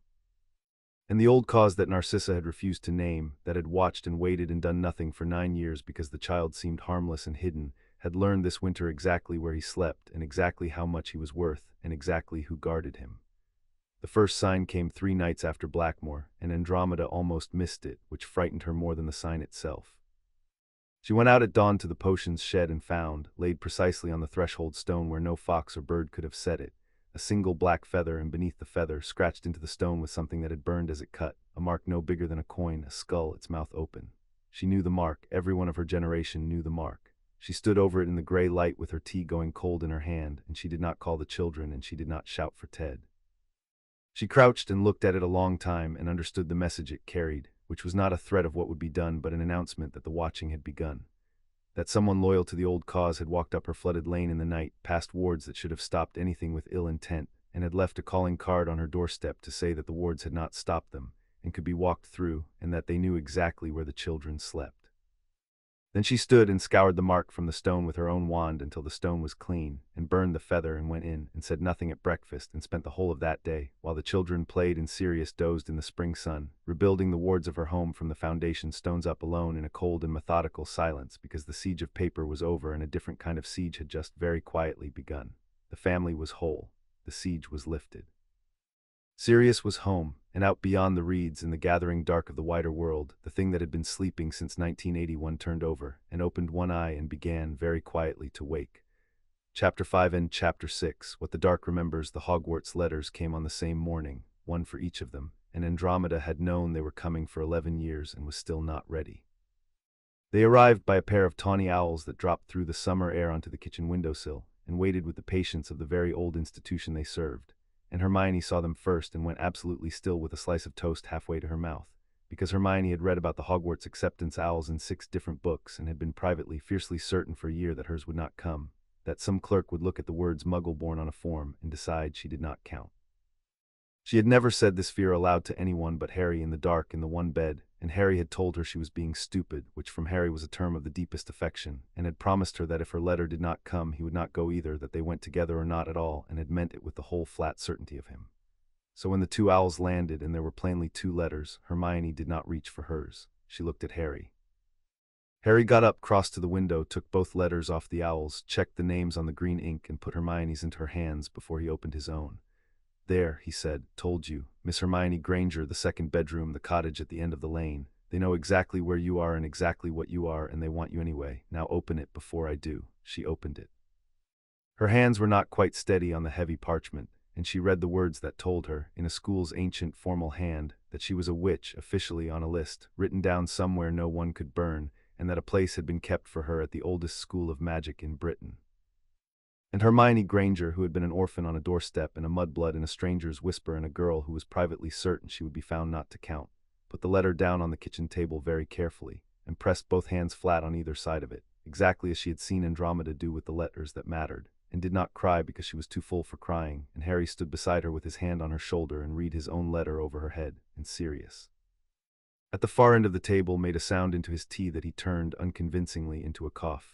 "Well," said Ted from the stove, his voice not quite even either. "That's that then. We'd best get to Diagon Alley. You'll both be wanting wands." It should have been an unshadowed morning, and for an hour it was. Dora came downstairs in her trainee robes, home for the weekend and enormously superior about having done Hogwarts already, and inspected both letters and pronounced them satisfactory, and immediately began advising the children on which teachers to avoid and which corridors flooded in October. And Gwendolen was flu-called and wept frankly down the connection and demanded to be taken shopping. And for the length of a summer breakfast, the cottage at the end of the flooded lane was simply a happy house on the morning 2 of its children were told they were going to school. Andromeda let it be that for the hour.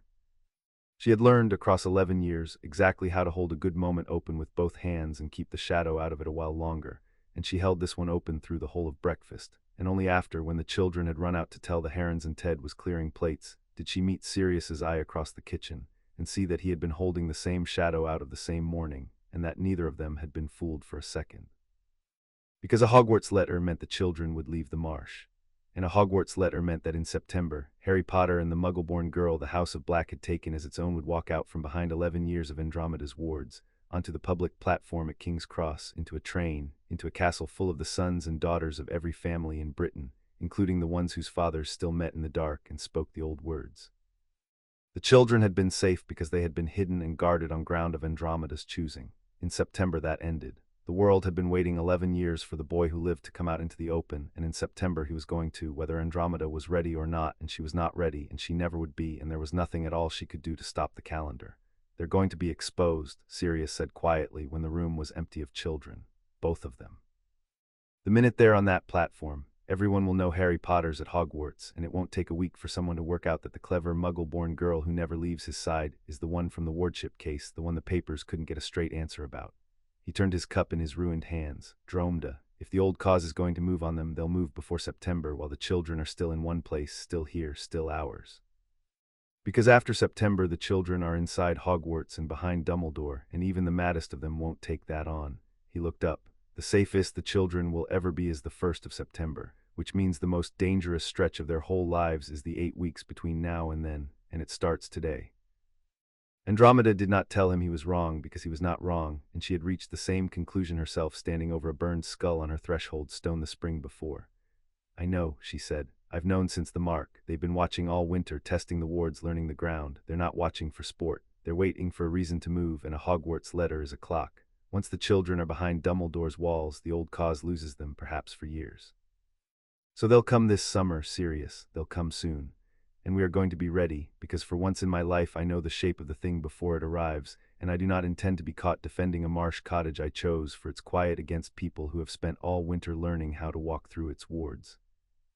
They went to Diagon Alley the next day, all of them, because wands would not buy themselves, and because Andromeda had decided the children would have this, the ordinary joy of it, whatever weight it at the edges. It was the first time Harry and Hermione had walked the wizarding high street since the disastrous morning that had put a frightened 3-year-old's face on the front page, and it was different now, because they were older and because they came flanked. Sirius walked on one side, Lord Black restored and cleared and openly daring anyone to say a word, and Dora on the other in her trainee robes with her eyes never still, and Andromeda ahead, and the crowd that would once have closed in on the boy who lived parted instead, uncertain, because a Potter guarded by a Black Lord and a young Auror was not a spectacle you jostled. They got the wands at Ollivander's, and for 1 golden hour it was exactly the thing it was supposed to be. Harry's wand chose him in a shower of red and gold sparks that made the old wand-maker go quiet and murmur something about holly and phoenix feather, and the curious things the world circles back to. Hermione's took longer because Hermione questioned every wand she was handed, and Ollivander enjoyed her enormously, and when at last the vinewood settled warm into her palm and threw out a spray of light, she looked at it with the fierce joy of a girl who has been told all her life she does not belong to a world that had just in a shower of sparks disagreed. Sirius bought them each an ice cream they had not asked for. Dora let Harry try and fail to guess her real hair color. For 1 hour on a bright summer street, they were only a family buying a child's first wand. The shadow found them at the apothecary. Andromeda had gone in with Hermione to lay in what the school list required and rather more that it did not, and she turned from the counter and saw, through the window, a pale boy of Harry's age standing across the street beside a sleek, pale man, and the man was not looking at the children at all, which was precisely how she knew he was doing nothing else. Lucius Malfoy stood in the summer crowd with his son's shoulder under his gloved hand and gazed with enormous interest at a display of dragonhide gloves, and did not once glance toward the apothecary, and let Andromeda see him not glancing, which was itself the message, and she read it. I know you are buying your ward's school things. I know young Potter has his wand now. I know the clock has started. She did not react. She finished her purchases and gathered the children, and only when they were home through the flue and out in the clean marsh air did she stand a moment with her hand on the doorframe of her own home, because Lucius standing in a crowd being careful not to look was the surest sign she had yet had that the thing was very close now, and that the careful people and the mad ones had at last found a reason to want the same night. The reason came 4 days later, and it came in the worst possible form, and it came, as the worst things always seem to, in the small hours before dawn. Amelia Bones's patroness arrived at 3 in the morning, a great silver badger that poured through the wall of the bedroom and spoke in Amelia's flat, urgent voice, and Andromeda was awake and reaching for her wand before it had finished the first word. Andromeda, there has been a breakout at Azkaban, sometime in the night. We don't yet know how. The Dementors report nothing, which should be impossible. 10 prisoners are gone, all of them the hardcore, the ones who never recanted. Bellatrix Lestrange is among them. I am coming to you at first light with everything I can bring, but I could not let you sleep through the dark not knowing. Guard the children, guard them now." The badger dissolved into silver smoke, and the room was very quiet, and Ted had sat up beside her, and down the hall a door opened because Sirius had heard it too. Bellatrix was out. Andromeda sat in her bed in the dark and let herself feel, for exactly 10 seconds, the full weight of what that meant, because she had learned that you must let yourself feel a thing fully once in private, and then set it down and go to work, or it will leak into your hands at the wrong moment. Her sister. Her mad, brilliant, devoted sister, who had loved the Dark Lord past the edge of her own soul, who had tortured people into husks for the joy of his approval, who had gone into Azkaban unrepentant and screaming his praises, and who had spent, Andromeda did not doubt, every one of the last 10 years in that cell nursing a single perfect hatred. Of the sister who had walked away from the blood, of the cousin who had been declared its lord over her, and most of all of the abomination the House of Black had committed in taking a Muggle-born child into its covenant, a thing she would feel in the blood the instant she came near the house, whatever had or had not reached her cell. Bellatrix would not merely want to kill Harry, the symbol, the boy who lived. Bellatrix would want to come home to the House of Black and cleanse it.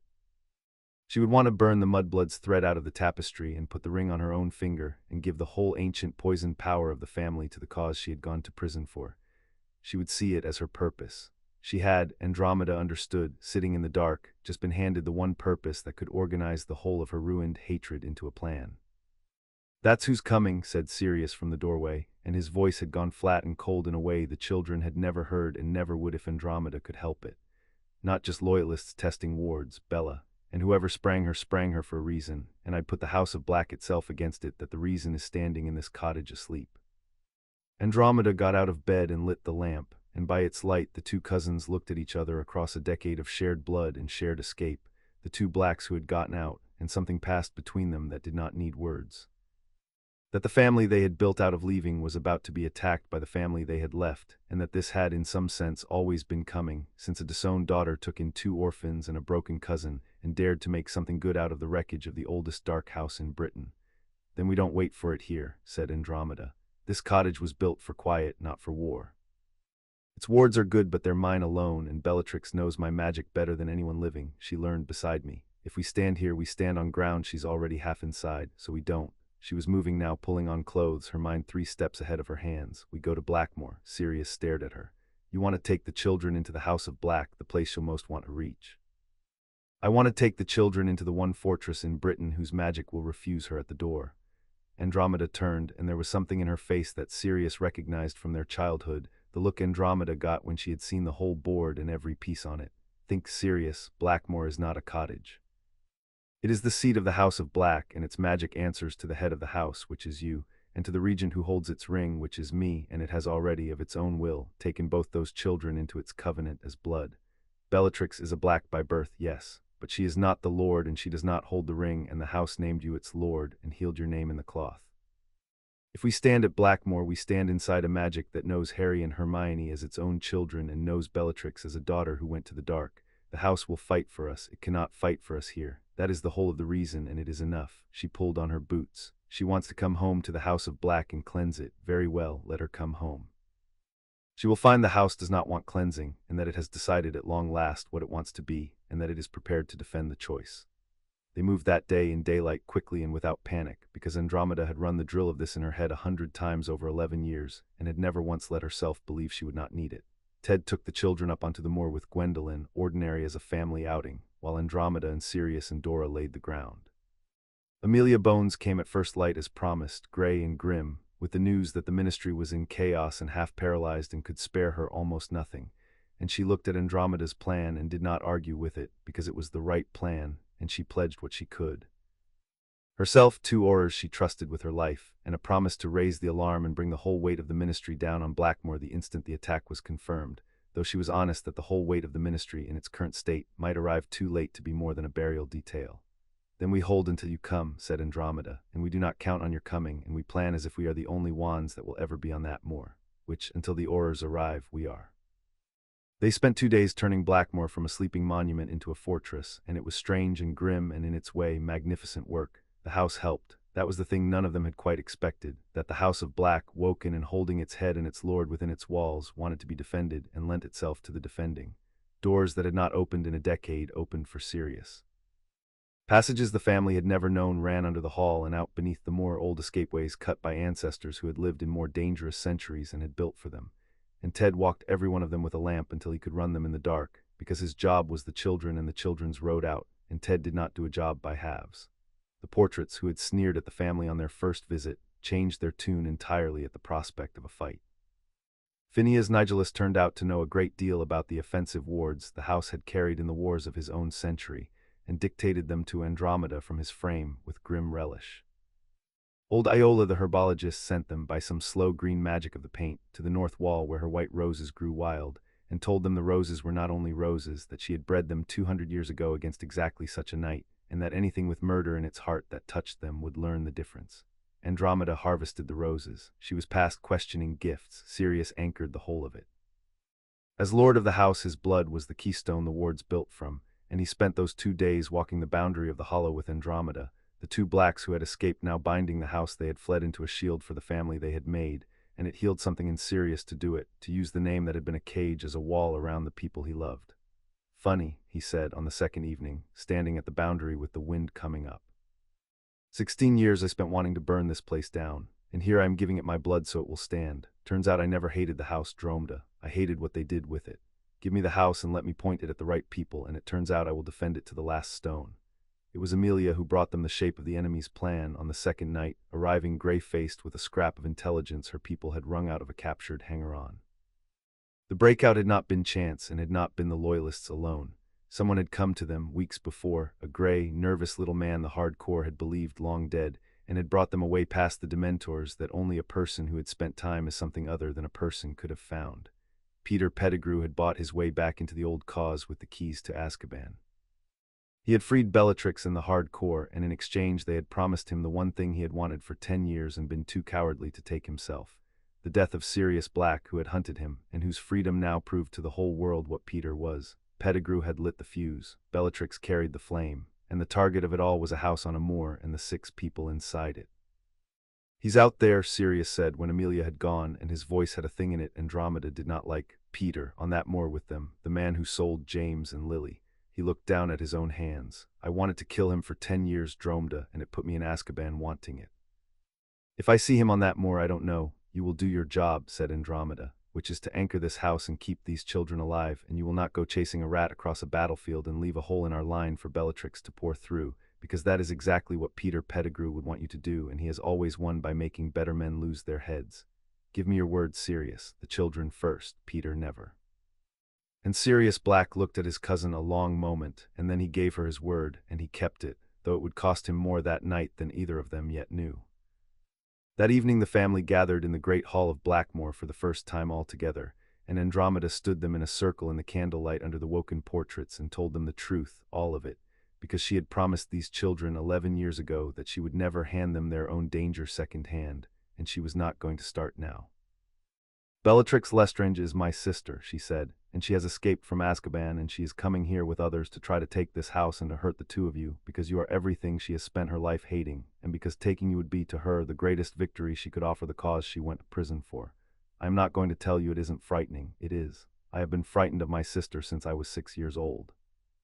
But I am going to tell you the shape of what we are going to do, so that you are not frightened of the wrong things."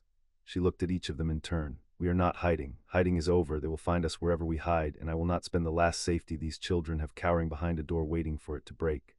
We are making a stand here in the House of Black on the strongest ground any of us will ever fight on, with the family magic itself on our side. Amelia and her Aurors are coming, and the ministry behind them, but they may be slow, and so we plan to hold alone. And we are going to win, because Bellatrix is coming to take a house that does not want her, defended by a family that would each of them die for the others, and every one of us knows it, and that in the end is a stronger magic than any she serves. Now, here is what each of you is going to do." She laid it out like a general, because she was one. Sirius, lord of the house, would anchor the magic of the place, his blood and his ring-recognized authority the keystone the wards would build from. Dora and Auror, now in all but the final badge, would hold the approach with Amelia's people, the fighters at the door. Ted, who was no duelist and knew it, took the job that mattered most and pretended it mattered least. He would be with the children, always the last wall, the one who would get them out through the old escapeways under the house if the door ever fell. And Andromeda herself would take the ring at last and become for one night the thing she had refused to become for 11 years, and stand at the heart of the house and command its magic, because the house needed a head to fight through, and she was its head in every way that mattered, and the hour had finally come that was worth the price. "And us," said Harry. He and Hermione stood together as they always stood, and he had that flat certainty in his face that Andromeda had learned to respect and to fear. "You've given everyone a job but us, and you always tell us the truth, so tell us the truth now. The house took us in, both of us. It made Hermione blood. If it's going to fight through you, Aunt Meta, doesn't it fight better with us in it? We're part of the magic. You said so. You can't just put us in the cellar with Uncle Ted and pretend we're not." Andromeda looked at the two children, 11 years old, standing in the great hall of the house that had claimed them, asking to be allowed to fight for their family, and she did the hardest thing she did in the whole of that long summer, which was to tell them the truth even now. "You are part of the magic," she said. "You are more part of it than you know, and before this is over I think the house is going to ask something of the two of you that I cannot ask and would not if I could, but not with wands, not at the door. You are 11, and I did not raise you for 11 years to feed you to my sister's curses, and I am the head of this family, and on this one thing I am not going to be argued out of it. You will be with Ted in the heart of the house at the safest point, which is also, and this is the truth, the point the whole magic is built to protect, because you two are what it is protecting. If the moment comes that the house needs you, it will reach for you, as it reached for Hermione in the gallery, and you will know it, and I trust the two of you to answer it. But you do not go to the door. Give me that, both of you. Give me the one thing. Let me keep you back from the door." And Harry looked at Hermione, and Hermione looked at Harry, the whole silent conversation of two people who had been one instrument since before they could speak. And then Hermione, who understood magic better than any of them and had already Andromeda could see, grasped something about the shape of the coming night that even Andromeda had only sensed, said quietly, "All right, not the door. But when it reaches for us, Aunt Meta, you have to let us answer, both of us, together. Because it won't take one of us without the other. It never has. You know that better than anyone." "I know it," said Andromeda. "I have known it since the night I put you in two cradles and found you every morning in one. When the house reaches for you, you answer it together. I swear it. Now come here, all of you." And she gathered the whole of her family into her arms in the candlelit hall of the House of Black, Sirius and Ted and Dora and the two children, 6 of them, the built family, the chosen one, every board of it, and she held them while the portraits watched and the candles burned. And outside on the darkening moor the wind came up out of the north, and the first cold stars came out over the standing stones, and somewhere beyond them, coming, was Bellatrix. The waiting was the hardest part, as waiting always is. They kept the watches in pairs, and they did not sleep much, and the moor around Blackmoor filled slowly, over those 3 days, with the enemy gathering to it. You could feel them accumulate. By the second day there was a pressure at the edge of the wards that had not been there, a sense of eyes in the gorse, of things moving on the far hills at dusk. And twice the outer ward flared where someone tested it, a finger laid against the boundary to feel its strength and drawn back before Dora and Amelia's aurors could answer. They were counting the house's wands as the house was counting theirs. Neither side yet moved in force. It was the terrible arithmetic that comes before a battle, each side weighing the other in the dark. The first real touch came on the second night. 3 of them came out of the dark to the eastern boundary, quick and quiet, and tried the wards where the ground rose, and this time Dora was ready. She had inherited her mother's talent for choosing ground and her father's for patience, and she had lain out on the cold heather for 4 hours waiting for exactly this. And when the 3 put their hands to the ward, she and one of Amelia's aurors took them from 2 sides in the dark, fast and hard, and 2 of the 3 went down stunned and bound before they knew they were fighting, and the 3rd fled back into the black, leaving his wand in the heather. Dora came in gray and shaking with the aftermath of her first real fight, and Sirius met her at the door and gripped the back of her neck as a soldier does and said, "That's the job. You did the job. Now come in and let your mother see your face so she stops pretending she isn't worried." And Dora laughed a cracked laugh and went in. They questioned the 2 they had taken and learned little, because the hardcore had told the hangers-on nothing, but they learned enough, that Bellatrix led, that there were more than a dozen, that they meant to come the following night in full, and that Bellatrix had said she wanted the Muggle-born girl taken alive, at first, so that the house could be made to watch what was done to the thing it had wrongly claimed. Andromeda heard that in silence and did not repeat it to a soul, and went and stood a while in the dark outside the room where the children slept, and set the fear down again and picked her resolve back up, because that was the whole discipline of her life and never more so than now. It was that same night after the skirmish that Andromeda and Sirius took the deep watch together at the tall window of the great hall, the moor black beyond the glass, and they spoke low of the thing neither of them had said aloud. "Do you think she can be talked to?" Sirius asked. "Bella, is there anything of the girl left in there, the one who taught you to fly, or did he in 10 years of Dementors take all of it?" "There is nothing left to talk to." Andromeda said it without drama because she had spent a long time being certain of it. "I loved her, Sirius. She is my sister, and I loved her, and there was a time she would have died for me." But she gave herself to him completely, all of it, everything she was, and you do not get back a person who gave themselves away that fully. If she comes to that door tomorrow, she comes as the thing she chose to become, and I will have to meet her as the thing I chose to become, and one of us walks off this moor. I made my peace with which one it needs to be years ago, the night I put 2 babies in 2 cradles and swore to the dark it would come through me first. She was quiet a moment. But I will give her one chance to turn back at the door, not for her sake, for mine, so that whatever comes after I will know I offered my sister the door and she chose the dark with her eyes open one last time in front of witnesses. I owe the girl who taught me to fly that much. I owe the thing she became nothing at all. Sirius looked at his cousin in the dark, at the woman who had built a family out of everything their blood had tried to destroy and was about to defend it against the worst of that blood, and he said, "When did you get so much braver than the rest of us, Andromeda?" "I didn't," said Andromeda. "I got more afraid, and I decided a long time ago not to let it drive. That is the whole of what people mean by brave, Sirius. It is not the absence of the fear. It is the refusal to hand it the reins." She turned back to the black window. "Now watch the eastern approach, and if you see a rat you tell me and you do not move, you promised." "I promised," said Sirius, and watched the moor and kept it.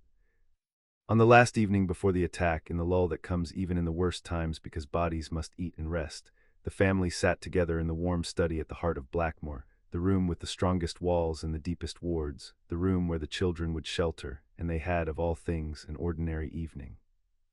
Gwendolen had refused absolutely to be sent away and had installed herself in the study's little kitchen and produced, from somewhere, a stew and fresh bread, and they ate it together, 7 of them counting Amelia, who had stopped pretending she was leaving. Ted told a terrible joke. Dora did impressions of the Auror office. Sirius told a story about James and a hippogriff that had them all helpless, even Amelia. And Harry and Hermione sat together on the window seat with their new wands across their knees, not saying much, leaning into each other, watching the family be a family in the last quiet hour. And Andromeda watched the 2 of them from across the room and understood that whatever the house asked of them tomorrow, it had already given them the thing worth defending. 11 years in which they had never once, not for a single night, doubted that they were loved and home and held. "Whatever happens tomorrow," Andromeda said quietly, when the plates were cleared and the hour had come to take the watches, and she said it to the whole room, but she was looking at the 2 children on the window seat, "I want each of you to know that I have never in my life been prouder of anything than I am of this family, exactly as it is in this room tonight. We were not given to each other. We chose each other, every one of us, board by board. And that is going to matter tomorrow more than any of them out there can possibly understand, because they are coming to take a thing they believe is theirs by blood, and they are going to run headlong into a thing that is ours by choice, and choice in the end is the stronger magic. Now, to your places, and sleep if you can." That night in the sheltered study at the heart of Blackmore, in the narrow bed they had of course pushed together because they had never in 11 years slept any other way, Harry and Hermione lay awake in the dark and had the conversation no one else heard.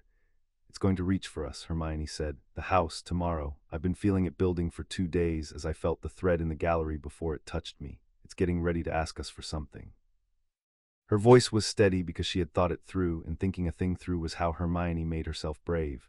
"I don't know what, but I know it won't take one of us without the other. It can't. We're grounded through each other. Ted said that years ago. Whatever it wants both of us or neither." "Then it gets both of us," said Harry in the dark. There was no fear in it.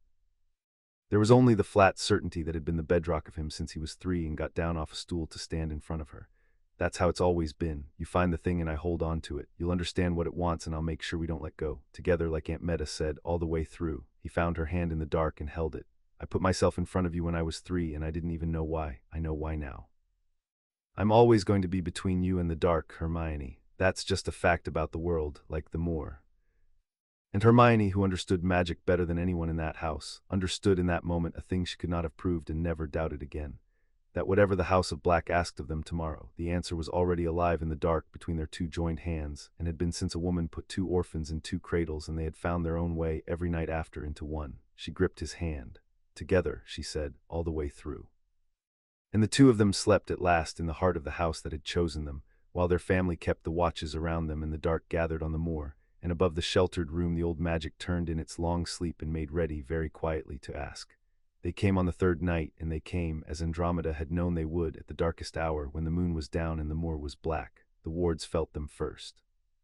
Andromeda, who had not slept in 3 days and did not intend to, was standing at the tall window of the great hall with the ring of the House of Black cold and heavy, and not yet on her finger in her closed hand, when the outer ward, the great boundary that ringed the whole hollow where no rabbit crossed, sang its warning through the stone of the house and into the soles of her feet. And she felt them arrive at the edge of the moor as she had once felt a single visitor touch the wards of a marsh cottage on the worst night of a war. But this was no single visitor. This was a tide. She counted the pressure of them against the boundary, 1 and 3 and 7 and more, a dozen at least, and at the heart of them one that burned against her wards like a coal held to skin. A magic she had known since the nursery, her sister's magic, her sister's hate, arrived at last at the edge of the house they had both been born to. "They're here," said Andromeda, and her voice was very steady, and it carried through the woken house to every one of her family standing at their posts. "Everyone to your places. Ted, take the children to the heart, Dora, Amelia to the door, Sirius to me." She turned from the window, and in the candlelight her face was calm and terrible and entirely without fear, because she had set the fear down 3 days ago in the dark and had not picked it up again. And she opened her hand and looked at the ring of the head of the House of Black lying in her palm, the ring that had sung to her at Blackmore 5 years before and that she had refused and refused and refused. "Well," she said to it softly, "here is the reason at last, a child, not a crown, just as I promised you." And Andromeda Black slid the ring of the House of Black onto her finger, and the house woke all the way up, every candle in every room flaring to white at once, the whole great pile of ancient stone drawing breath around her as its head claimed it, 400 years of family magic pouring up through the floor and into her outstretched hand. And out on the black moor Bellatrix Lestrange felt the House of Black wake against her and knew, in that instant, that her sister had taken the ring. And threw back her head and laughed and led the darkness in. Chapter 6 and Chapter 7. The magic of a home. They came across the moor in a running line of green fire, and the House of Black met them at its boundary and did not give an inch. Andromeda stood at the tall window with the ring of the head of the house on her finger, and the whole ancient magic of the place pouring up through the soles of her feet, and she did not so much cast the wards as become them. She could feel the boundary of the hollow as she felt her own skin, the great ring where no rabbit crossed, and she felt the first curses strike it and break against it in showers of light that lit the whole moor green and gold, and she held. Beside her unseen, Sirius stood with one hand flat against the black stone of the wall and his eyes shut and his lord's blood feeding the keystone, and where Andromeda was the will of the house he was its root, and between the two blacks who had escaped, the house they had fled stood up in the dark and refused the house that had come to take it. At the door itself, where the dead grass ran up to the great iron-bound oak, Dora and Amelia Bones and Amelia's 2 oars held the line the wards could not, because a ward stops a curse but not a body, and there were bodies enough coming. Dora had gone still and cold and professional, her hair the flat brown she wore now only when everything in her was bent to single purpose, and she fought as her mother had taught her, and as the Auror office had taught her, both at once economical and merciless, and the loyalists who reached the door found it held by a young woman who was very much better than they had been told to expect. The night came apart into fragments of light and shouting, a stunner, a shield, a man down in the heather. White roses on the north wall, when a masked figure blundered into them reaching for a window, closed around his arm like the thing Ola had bred them to be, and he came away screaming and did not come back. For long minutes the house held its whole boundary against a dozen wands, and it was terrible and it was magnificent, and Andromeda, standing at its heart with the magic roaring through her, allowed herself one thin thread of hope that they might hold the whole line until Amelia's reinforcements came. Then Bellatrix reached the boundary, and the hope went out. Andromeda felt her sister touch the ward as you feel a hand close on the back of your neck. Bellatrix did not throw a curse at it. She laid one long white hand flat against the boundary, precisely where Andromeda's own magic was thickest, and she pushed, and she was a black by birth, and the house knew her blood even as it refused her heart, and that knowing was a crack, a place where the wards hesitated because a daughter of the house was asking to come in. It was only an instant's hesitation. It was enough. Bellatrix Lestrange tore a seam in the boundary of Blackmore with her bare hand and her mad, brilliant will and the last claim of her poisoned blood, and she stepped through it onto the dead grass of her ancestors, and behind her the seam held open and the darkness poured in after her toward the door. "She's inside the ring," said Andromeda, and her voice went out through the house to every one of her family, flat and clear. "Fall back to the hall. Ted the heart now, the children behind the study wards go." And she took the ring's whole power in both hands and pulled the house in around them, abandoning the boundary she could no longer hold, collapsing the defense back to the great hall and the study behind it, trading ground for strength, because she had always known it might come to this and had planned for it, not to hold the moor, but to hold the heart. It was Ted who moved the children in that scramble, and he did it as he did everything, without fuss and without hesitation, appearing at the study door with a lamp already lit and his voice already level. "Right, you two with me now, quick as you like. We're going to the strong room and we're going to wait, and your aunt's going to do something magnificent and loud, and we're going to stay well out of her way while she does it." He got them behind the study wards into the heart of the house, and he did not draw a wand, because he had none worth the name in a fight like this and knew it, and he took up instead his lamp and his shovel and his post at the narrow place, the last wall, and set himself between the two children and every dark thing on the moor. An ordinary man with an ordinary tool and a wholly unremarkable willingness to die where he stood if it came to that, which is the only kind of courage that has ever actually held a door.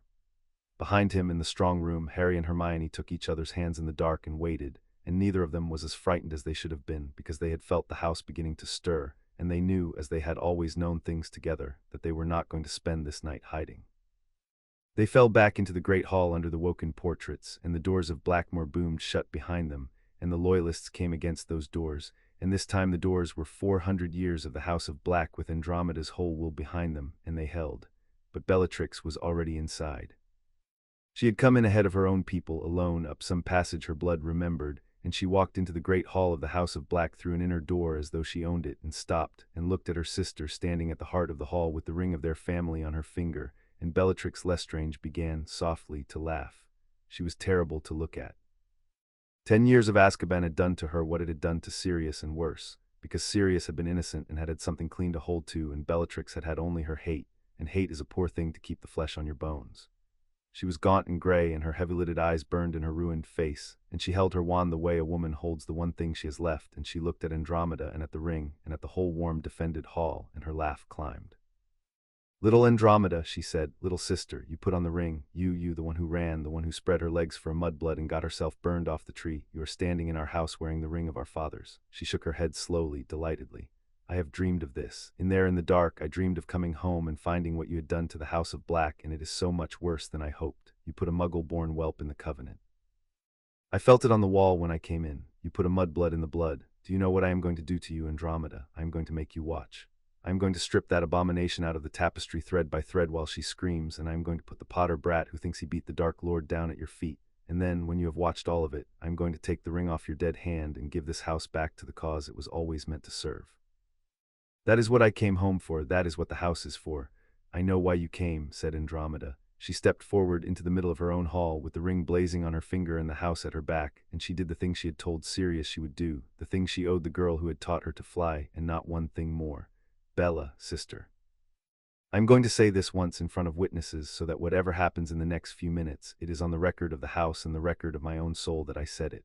There is a door behind you. It is still open. If you turn around now and walk back through it and off this moor, I will not follow you tonight. I will let you run. I will give you that once for the girl you were before he took you, the one who plaited my hair and taught me the stars and would have died for me. That girl is why I am offering you the door. Turn around, Bella, walk out live." Her voice did not shake. "Because if you take one more step toward these children, I will stop being your sister, and I will become the head of the House of Black defending its own, and I promise you, on our mother's grave and our father's, that you will not like which of us the house chooses." For one instant something moved in Bellatrix Lestrange's ruined face, some ghost of the girl on the staircase, some flicker of the sister underneath the thing she had made herself. Then it was gone, drowned, and her lip curled, and she raised her wand, and she said the word that was the truest thing she had left in her, the word that was the whole of what the old cause and the House of Black at its worst had ever really meant. "Tauger's purr," she spat, always pure, and she loosed the killing curse straight at her sister's heart. Andromeda did not dodge it. She had known it was coming, and she had made her choice about it 3 days before, and she brought the whole risen power of the House of Black up in front of her in a wall of red gold light, and the green curse struck it and guttered and died, and the House of Black turned in that instant on the daughter who had raised her wand inside its heart, and the war for Blackmoor became, in truth, what it had always been underneath. Not Loyalists against a family, but the House of Black at war with itself, with what it had been and what it had decided to become, the old blood purity given shape in Bellatrix and the new covenant of love given shape in Andromeda, and the two of them met in the middle of the great hall in a storm of light while the portraits screamed and the doors shook and the family held its posts around them. It was not a duel like the ones in the stories. It was two women who had learned magic at the same table taking each other apart. Bellatrix was faster and madder and did not care what she broke. Andromeda was stronger because she had the ring in the house, and underneath both, a thing Bellatrix had thrown away long ago and could not now comprehend. But madness that does not care is a terrible weapon, and Bellatrix drove her sister back across the hall step by step, and the curses she threw were older and fouler than anything the Ministry would have admitted still existed, and Andromeda, holding the whole house together and fighting her sister at once, began, slowly, to tire. And in the middle of it, in the storm of light, with her sister's curses breaking against her shields, Andromeda was visited by a thing she had not expected and could not afford: a memory. Bellatrix at 14, on the roof at Blackmore in a summer storm, holding a smaller Andromeda's hand and pointing up at the lightning and naming the constellations behind it, fearless, laughing, the most alive person the House of Black had ever produced, promising her little sister that nothing would ever hurt her while Bella was there to burn it. That girl had been real. That was the unbearable thing, the one that stung Andromeda's eyes even now with her own life on the line. That the creature across the hall throwing death at her had once been that girl, and had chosen step by step, year by year, to become this instead, and that somewhere under the ruin the choice was still, in some technical sense, hers, and she went on making it again and again, every second she did not lower her wand. Andromeda grieved her sister in the very act of trying to survive her. She had time for exactly one clear thought about it, and the thought was this: I am not fighting Bella. Bella died years ago. I am fighting the thing that ate her, and it is wearing her face to make me hesitate, and I will not hesitate, because there are 2 children behind that door who are the family Bella threw away, and I chose them, and I will always, every time, choose them. And she set the grief down with everything else she had set down that long summer, and fought harder. And Bellatrix saw it, and she laughed, and she changed her aim. She stopped throwing curses at Andromeda and threw one instead, a long lash of black fire, past her sister, at the study door at the heart of the hall, at the room where she had felt the children hiding, and the study wards flared and held, but they buckled, and Andromeda felt them buckle through the ring, felt the heart of her defense begin, for the first time all night, to give. That was the moment the whole thing had been building toward, though none of them had known its shape until it came. Because behind the buckling study wards, in the sheltered room at the heart of the house, Harry and Hermione felt the wards begin to fail around them, and they felt, at the same instant, the House of Black reach for them at last. It came the way Hermione had said it would come, a pull, a questing thread of the old magic, only now it was not one thin tendril across an empty tapestry. It was the whole vast weight of the house, 400 years of covenant, turning in its need toward the 2 children it had chosen, because the head of the house was failing, and the Lord was pinned holding the doors, and the magic needed a heart to pour through, and there was only one heart in the whole house pure enough in the true sense, the sense that had nothing to do with blood, to carry all of it. It reached for them, and it was enormous, and it was frightened, in whatever way 1,000-year-old magic can be frightened, and it asked. And the 2 children answered together, as they had promised, as they had always done, since 2 cradles by a window on a marsh. They did not speak. There was no time and no need. Hermione understood what the house wanted, as she understood all things, faster than thought, and Harry held onto her, as he had held onto her since he was a baby, with his fist in her collar. And the 2 of them reached out and took each other's hands, the blood heir and the chosen daughter, one instrument, 2 hands, and they opened themselves together to the House of Black, and the House of Black poured into them, all of it, and out through them, and the whole world turned to light. What happened then, no one who saw it ever fully described, because there are no words built to carry it. The study door blew open, not off its hinges, but simply open, flung wide by a light that came out of it in a flood. And out of the light walked 2 11-year-old children hand in hand, and they were themselves, and they were something else. They were the House of Black speaking through its own true heart at last, and the magic that came off them was not the green and the black of the killing curses. It was the deep red gold of the covenant, the color of the tapestry, the color of a banked hearth fire, the color of home. It rolled out of the 2 joined children in a great slow wave, and it filled the hall to the vanished ceiling, and where it touched the family it steadied them, and healed the small hurts of the night, and set them on their feet. And where it touched the loyalists battering at the doors, it did not burn them, it unmade their intent, it reached into each of them and found the thing that had brought them to this more in the dark to hurt children, and it simply gently took the strength out of it, so that all around the great hall the masked figures faltered and lowered their wands and stood swaying, emptied of the hate that had carried them, blinking like sleepers waking. And one by one they sat down in the heather and wept or stared and did not fight any more, because you cannot fight the covenant of a home with the will to destroy one when the home has decided at last to show you what it is. And it came to Bellatrix. The wave of red gold light rolled across the great hall to where Bellatrix Lestrange stood over her tiring sister, and it did not strike her and it did not curse her, because that was not what it was. It reached her and it recognized her as it recognized all of its own, because Bellatrix was blood of the House of Black, truly, deeply, a daughter of the line, and the house knew her. It knew her, and it looked into her, as it had looked into Harry at the basin and into Hermione at the tapestry, and it found in Bellatrix Lestrange the whole terrible truth of her.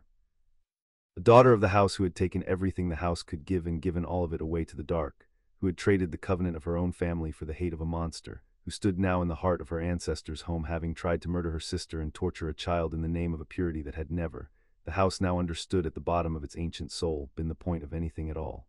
The House of Black judged Bellatrix, not with fire, with recognition. It showed her in one endless instant exactly what she had thrown away, held up against exactly what her sister had built out of the same blood and the same wreckage. The two children hand in hand, the Muggle-born man holding a lamp in a dark passage, the metamorph magus at the door, the warm study and the stew and the terrible jokes, 11 years of a family that had chosen each other board by board, all the ordinary daily love that Bellatrix had had exactly the same right to and had burned deliberately for a dream of blood. It made her see it. And Bellatrix Lestrange, who could survive any curse, who had laughed under torture, who had given her whole self to the dark, and found in that a kind of terrible strength, could not survive being shown, by the magic of her own family, in a light she could not look away from, the exact size of what she had chosen instead of this. The wand fell from her hand. She made a sound that was not a scream, that was worse than a scream, the sound of a thing seeing itself whole for the first and only time, and she went down onto the ancient floor of the House of Black with her hands over her face, undone, not killed, not cursed, simply and finally undone by love, which was the one weapon in all the world she had left herself no defense against. The light came down slowly, drew back into the two children as a tide draws back, gently, unhurried, and Harry and Hermione stood in the middle of the great hall still hand in hand, swaying, emptied and full at once. Ordinary 11-year-olds again, with the vast thing passed through them and gone, and Harry's knees went and Hermione caught him, and they held each other up in the center of the quiet hall while the House of Black settled around them like a great animal lying back down to rest, its purpose done. For a moment nobody moved. The great hall was full of a silence that rang, the after-silence of enormous magic, and the family came out of their posts into it one by one, blinking, hardly believing. Dora came in from the door with a cut over one eye and her wand still up, saw that it was over, and lowered it slowly. Sirius let go of the doors he had been holding with his whole body in his lord's blood, and staggered and caught himself on the wall. Ted came up out of the passages and stopped dead at the sight of the two children, because they had walked past him out of the strong room while the light was on them, and he had not been able to hold them and had not tried. And now they stood swaying in the middle of the hall, and Ted crossed the whole length of it at a run and reached them just as their legs gave out, and caught them, one in each arm, and went down on his knees on the ancient floor holding both his children while they shook.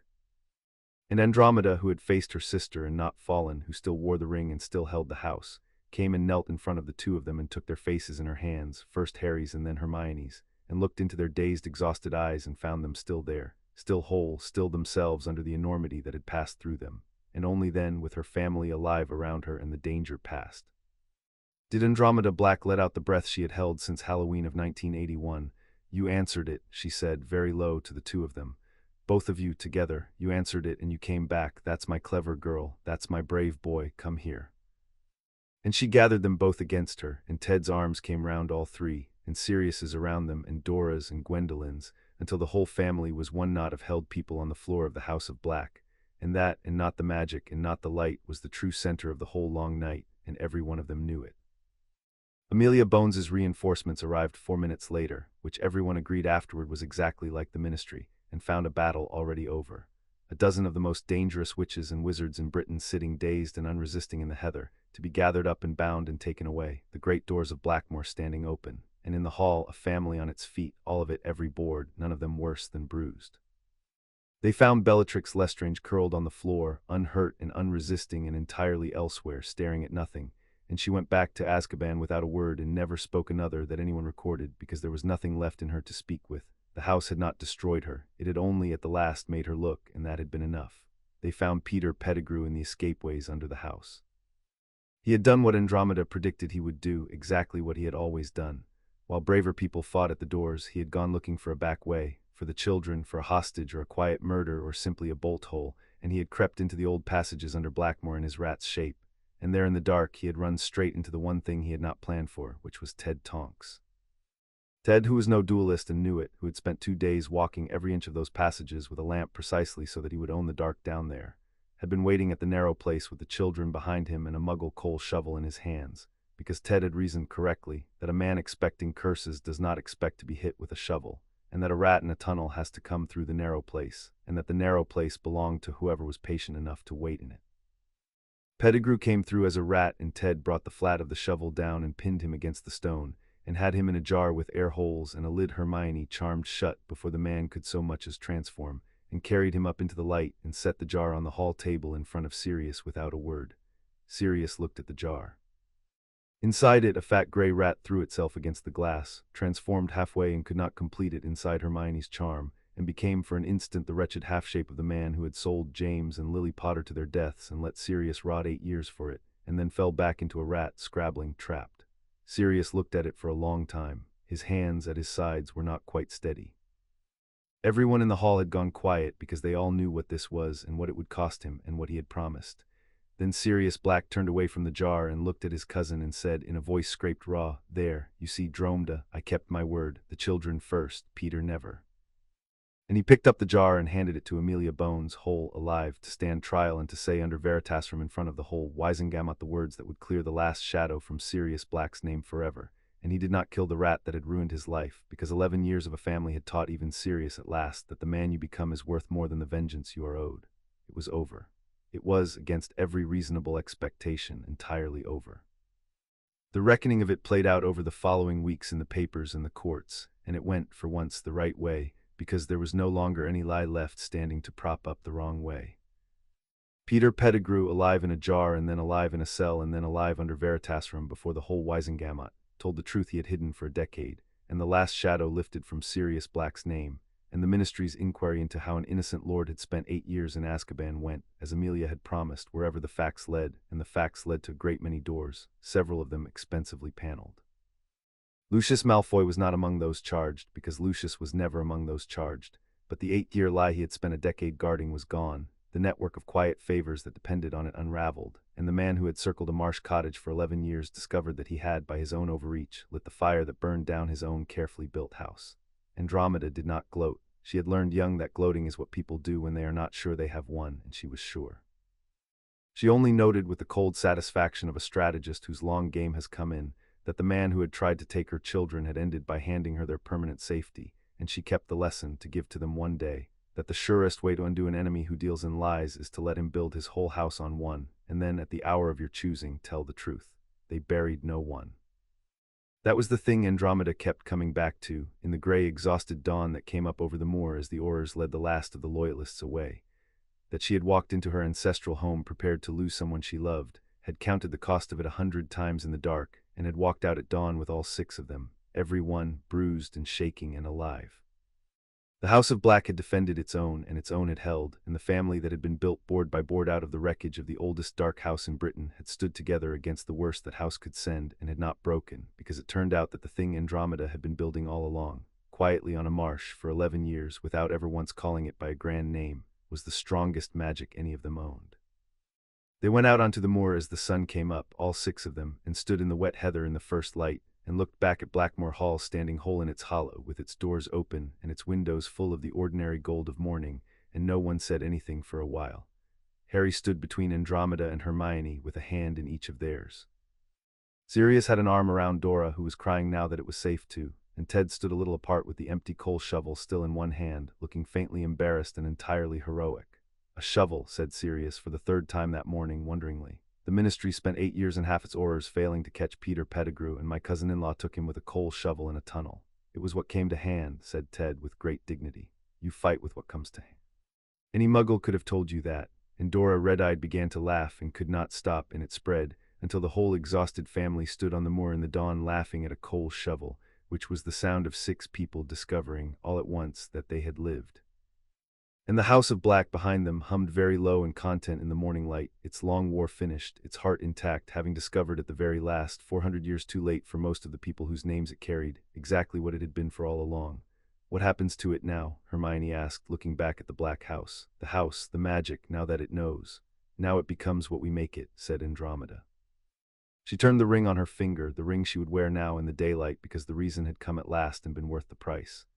"That's the whole of the secret, Hermione, the one my family never learned and I spent my life learning. A house isn't a thing you inherit. It's a thing you decide every day over and over with everyone who turns up and stays. 400 years of Blacks thought the house was the blood. It was never the blood. It was always the choosing. They just never chose anything worth the name, and so the magic starved and waited, and when a disowned daughter finally brought it something to choose, it chose the children and the Muggle-born man and the marsh and the terrible jokes and every one of us gladly because it had been so hungry for so long." She looked at the 2 children. "You are the House of Black now, not because of the blood, because you're what it chose. Wear it lightly and wear it well, and never once let anyone tell you that the best thing about you is your name." 3 weeks later, on the 1st of September, the whole family went to King's Cross to put 2 children on a train. It should have been a smaller thing than the battle on the moor, and it was not, because Andromeda had understood from the beginning that this was the day the war had really been fought over. This ordinary platform, this scarlet engine, these 2 children with their trunks and their new wands and their whole lives in front of them, walking out into a world that had spent 11 years trying to take them and had not managed it. The platform knew them the moment they came through the barrier. Word had run round the wizarding world all summer of the battle on the moor, half of it wrong and all of it enormous, and every family on the crowded platform turned to look as the Potter party came through the wall. Not a frightened hidden child this time, not a secret, but Harry Potter walking onto platform 9 3/4 with a lightning scar. He no longer troubled to hide, and a Muggle-born girl at his side, and a Black Lord at his back, and a whole family around him, easy and unafraid, looking for a compartment. There were whispers and there were stares, and a round-faced boy near the barrier dropped his toad entirely.